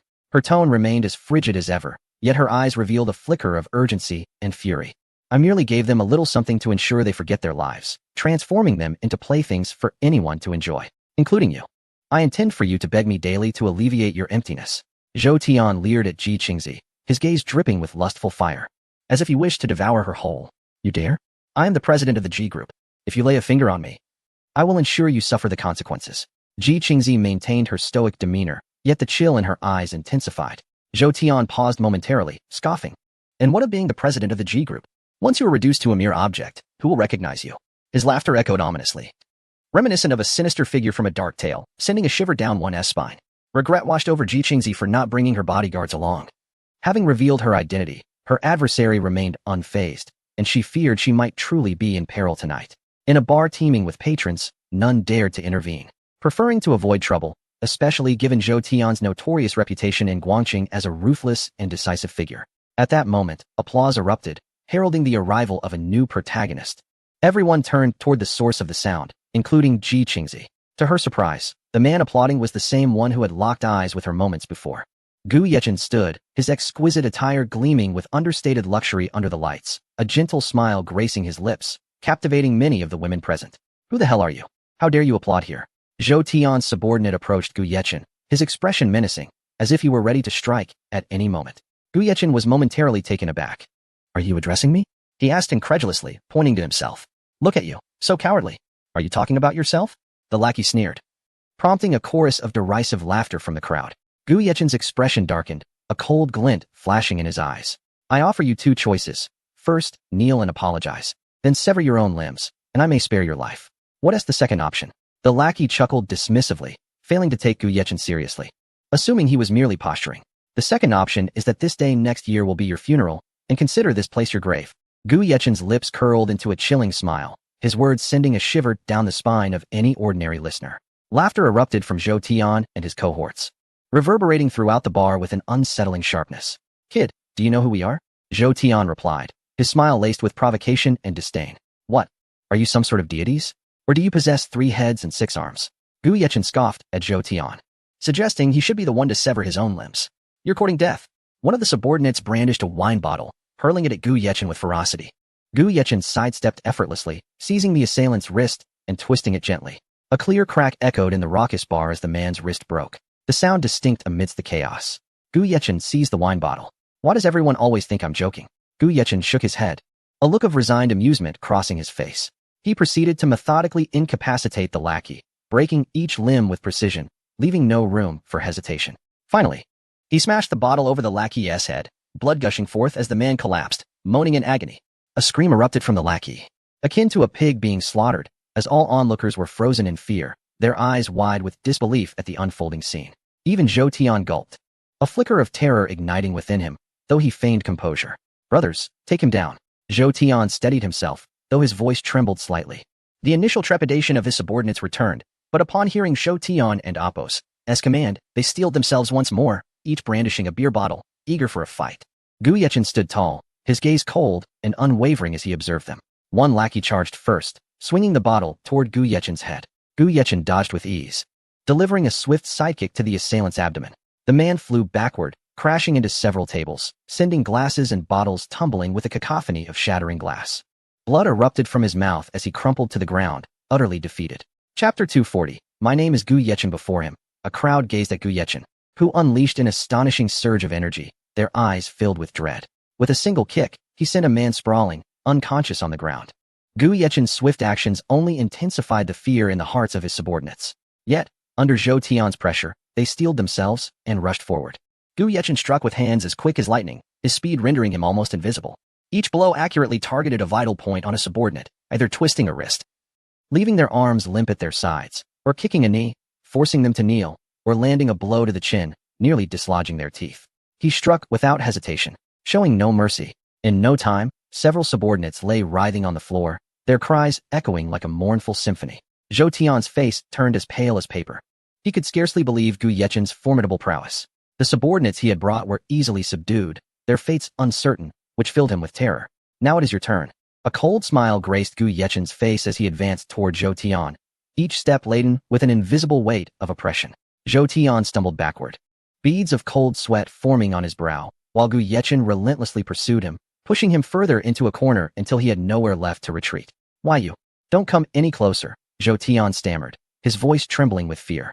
He had never faced such a predicament. He was accustomed to wielding power over others. Unlike today, when he found himself cornered. Weren't you just so arrogant? Gu Yechen scoffed, his eyes filled with derision. He grasped Zhou Tian by the collar, lifting him effortlessly as if he were a mere chick. Being a peak 7th-tier martial artist, Gu Yechen possessed extraordinary strength. Please, spare me, Zhou Tian pleaded, finally realizing he had kicked a hard rock, filled with regret. Now you're afraid? It's too late. Gu Yechen spoke mercilessly as he delivered a punch to Zhou Tian's abdomen, twisting his face in agony, nearly causing him to faint. With a series of sickening cracks, he broke the arms of several of Zhou Tian and Appos' subordinates. Their shrieks reverberated through the bar, sending chills down spines. Watching from the side, Ji Qingzi's eyes sparkled with a glimmer of hope. Just then, the bar manager rushed over, panting heavily. What on earth happened here? The manager stared at the chaotic scene and the injured patrons, his mouth agape in disbelief. Your establishment is harboring scum that causes such disturbances, Gu Yechen replied coldly. Laced with reproach, the manager glanced at Zhou Tian, realizing he had tangled himself in a serious predicament. My apologies, sir, I will handle this immediately, the manager stammered, sweat pouring down his forehead. Gu Yechen's gaze bore into Zhou Tian, a fierce murderous intent evident in his eyes. Do you still believe you can win? He asked, his smile seemingly gentle yet chilling, making Zhou Tian feel as though he were plunging into an icy abyss. I was wrong, please let me go. Zhou Tian's voice quivered, tinged with a sob. Why should I let you go? You have slandered me.